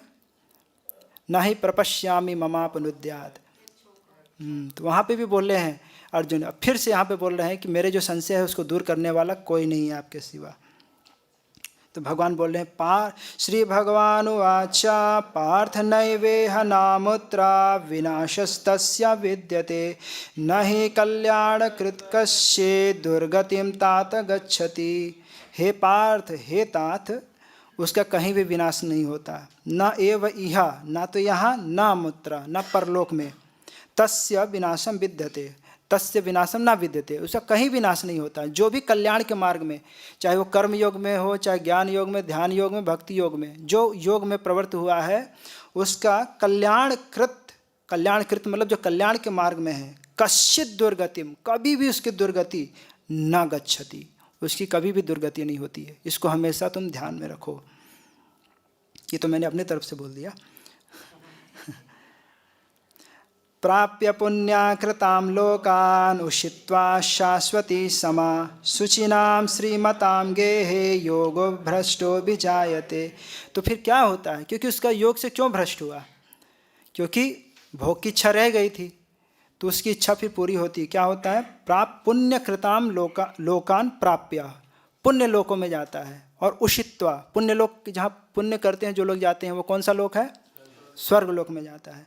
और उषित्वा शाश्वती समा, वह काफ़ी दिनों तक, काफ़ी वर्षों तक वहाँ पर वह शाश्वती समा, लंबे समय तक वहाँ पर रहता है, भोग करता है। और उसके बाद क्या होता है? उसका जन्म सामान्य जन्म नहीं होता बाकियों की तरह। शुचिनाम श्रीमताम गेहे योग भ्रष्ट अभिजायते। तो योग भ्रष्ट कहाँ जन्म लेता है? शुचिनाम श्रीमताम गेहे, जो सदाचार से धनी व्यक्ति हैं, केवल धनी नहीं, शुचि नाम और श्रीमताम गेहे, जो सदाचार से युक्त हैं, भक्ति ज्ञान वैराग्य के सदाचार से युक्त हैं और सभी धन धान से समृद्ध हैं, ऐसे घर में वह योगी जन्म लेता है। अथवा योगिनामेवा कुले भवति धीमताम् एतद्धि दुर्लभतरं लोके जन्म यदीदृशम्। अथवा दूसरा क्या है? बोल रहे हैं धीमताम योगी नाम, बहुत ऊंचे कुल में, बहुत विद्वान के कुल में, बहुत बड़े वैष्णव के कुल में भवती उसका जन्म होता है। और बोल रहे हैं यद ईदृशम जन्म, इस प्रकार का जो जन्म है, एतद ही लोके दुर्लभतरम, लोक में इस प्रकार का जन्म दुर्लभ है, प्रभुपाद जी पॉपट में लिखते हैं अपने गुरु महाराज श्री श्रीमद् भक्ति सिद्धांत सरस्वती ठाकुर और स्वयं के बारे में बोलते हैं कि हम दोनों को यह अवसर मिला है ऐसे उच्च कोटि के परिवार में जन्म लेने का, और हमें बचपन से ही भक्ति का सभी प्रशिक्षण प्राप्त हुआ। तो ये प्रभुपाद जी स्वयं लिख रहे हैं। तो ऐसा जन्म बोल रहे हैं कैसे दुर्लभ तरम, ये जन्म हर जगह संभव नहीं है। 42 के बाद 43, तत्र तम बुद्धि संयोगम लब्धे पौर्वदैहिकम यतते चा ततो भूयः संसिद्धो कुरुनंदना। हे कुरुनंदना, और उस जन्म वहाँ जन्म लेके क्या करता है, क्योंकि पूर्व जन्म का उसका संस्कार है चित्त में। तो पौर्वदैहिकम, पूर्व जन्म का जो तम बुद्धि संयोगम, जो उसको जो ज्ञान प्राप्त है, जो अभ्यास किया हुआ है, लभते, वो सब उसको प्राप्त रहता है। ऐसा नहीं कि उसने जो किया था, तपस्या किया था, सब उड़ गया, डिलीट हो गया, नहीं, सब संस्कार उसके साथ रहता है। और भूयः, फिर से, यतते, फिर से वह यत्न करता है, किस लिए, समसिद्धो, सिद्धि को प्राप्त करने के लिए फिर से वो प्रयास में लग जाता है। देखने में आता है, कॉलेज प्रीचिंग के लिए जाते हैं, प्रेम कृष्ण प्रभु है यहाँ, परमात्मा प्रभु, कॉलेज प्रीचिंग में जाते हैं, कई लोगों को प्रचार कर करके थक जाते हैं, लेकिन उनको कुछ पल्ले नहीं पड़ता। और कुछ भक्त होते हैं, कुछ सेशन अटेंड नहीं किए हैं, कुछ नहीं किए हैं, और बहुत जल्दी भक्ति को तीव्रता से पकड़ लेते हैं। तो ये सब पूर्व जन्म का संस्कार है, क्योंकि सेम चीज़ बता रहे हैं व्यक्ति को, उसको कुछ समझ में नहीं आ रहा, और दूसरा उसको सब समझ में आ रहा है और भक्ति के लिए तीव्रता से आगे बढ़ता है। तो ये प्रैक्टिकल है, बहुत व्यवहारिक चीज़ें हैं। पूर्वाभ्यासेन तेनैव ह्रियते ह्यवसोऽपि सः जिज्ञासुरपि योगस्य शब्द ब्रह्माति वर्तते। तो पूर्व अभ्यासेन, उसने पूर्व में अभ्यास किया है, उस अभ्यास को तेनैव ह्रियते, उसका चित्त योग के प्रति, भक्ति के प्रति, ज्ञान के प्रति, ध्यान के प्रति आकर्षित होता है। अवसोऽपि, उसका कंट्रोल भी नहीं रहता है, क्योंकि पूर्व का संस्कार बना हुआ है। वो स्वयं ही आकर्षित होगा, भक्तों को देखेगा तो लगेगा कि यही मेरे लोग हैं, उनके पीछे पीछे जाएगा, कीर्तन में जाएगा, स्वयं ही अवशो अपि। तो ये पूर्व अभ्यास के कारण है। और जिज्ञासु अपि योगस्य शब्द ब्रह्म अति वर्तते, और ऐसा जो जिज्ञासु है, ऐसे योग में स्थित व्यक्ति है, बोल रहे हैं शब्द ब्रह्म अति वर्तते। सब ब्रह्म का अर्थ बोलते हैं दुनिया भर के जो कर्म कांड होते हैं, अलग अलग जो चीज़ें कार्य होते हैं, उसमें अति वर्तते, वो उसको लांघ जाता है। मतलब कर्म कांड सबको लांघ करके वो सीधे भक्ति के मार्ग में, या फिर जो योगी था जहाँ पे अपना योग समाप्त किया था उसको प्रारंभ करने के लिए वो आगे बढ़ जाता है। प्रयत्नात् यतमानस्तु योगी संशुद्ध किल्बिषा अनेक जन्म संसिद्धस्ततो याति पराम गतिम। तो ये नहीं कि इसको अगला जन्म मिला तो जन्म लेते ही वो सिद्ध हो गया, नहीं, फिर से प्रयास करेगा। तो ये लॉन्ग प्रोसेस है। हमें भक्ति करने का अवसर मिला है, अगर पूरा नहीं होगा तो फिर से प्रोसेस में आएंगे, फिर से मौका मिलेगा। तो इसके लिए भी प्रसन्न होना चाहिए, मौका तो मिल रहा है, फिर से मौका मिलेगा उसको। वास्तव में क्यों असफल हुआ, क्योंकि प्रयास करने में शिथिलता बरत दिया, शिथिलता करने लगा। तो यत्न में कोई शिथिलता नहीं होना चाहिए। वास्तव में योग भ्रष्ट उसी को बोलते हैं जो शैथिल्यता जिसके अंदर आ गई। कई लोग होते हैं शैथिलता नहीं है उसके अंदर, पूरी तरीके से प्रयास कर रहा है, लेकिन कुछ कमी हो गई तो उसके लिए फिर से वो जन्म लेके और अपने कार्य को पूरा करता है। तो योग भ्रष्ट में अंतर है। एक जो है शिथिलता नहीं है लेकिन फिर भी नीचे आता है, और जो शिथिलता के कारण आता है उसको योग भ्रष्ट बोलते हैं। तो प्रयत्नाद यतमानस्तु, वो फिर पूरी तरीके से जोर से प्रयत्न करना प्रारंभ करता है। समशुद्ध किल्बिषा, सारे जितने उसके कर्म वासनाएं थे जिसके कारण वह पतन हुआ, सब के सब समशुद्ध, सब दूर हो जाते हैं। और अनेक जन्म समसिद्ध हो, अनेक जन्म इस प्रकार से लेते होते, जब तक योग परिपक्व नहीं होगा उसको फिर से जन्म लेना पड़ेगा। जब तक योग में वह परिपक्व नहीं होगा फिर से जन्म लेगा। ये नहीं कि अगला जन्म लिया तो मुक्त हो जाएगा, नहीं, उसको योग परिपक्व तक फिर से जन्म लेगा। अनेक जन्म के बाद जब उसका परिपक्व हो जाएगा, संसिद्ध हो जाएगा, तब पराम गतिम याति, फिर वह पराम गतिम भगवान को प्राप्त करेगा।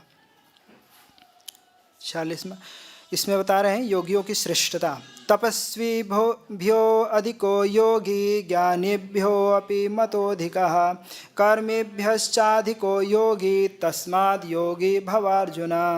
तो अर्जुन को बोले, हे अर्जुन, तपस्वी कौन है? जो चंद्रयान यज्ञ कर रहे हैं लेकिन कामनाओं के कारण कर रहे हैं, उनसे भी श्रेष्ठ है कौन? योगी।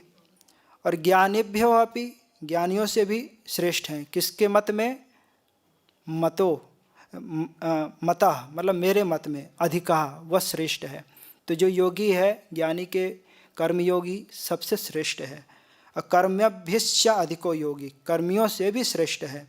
तस्माद् योगी भवार्जुना, इसलिए अर्जुन तुम योगी बनो, योग का पालन करो। योग सब आ गया, योग का अर्थ समझ रहे हैं ना, योग का क्रम।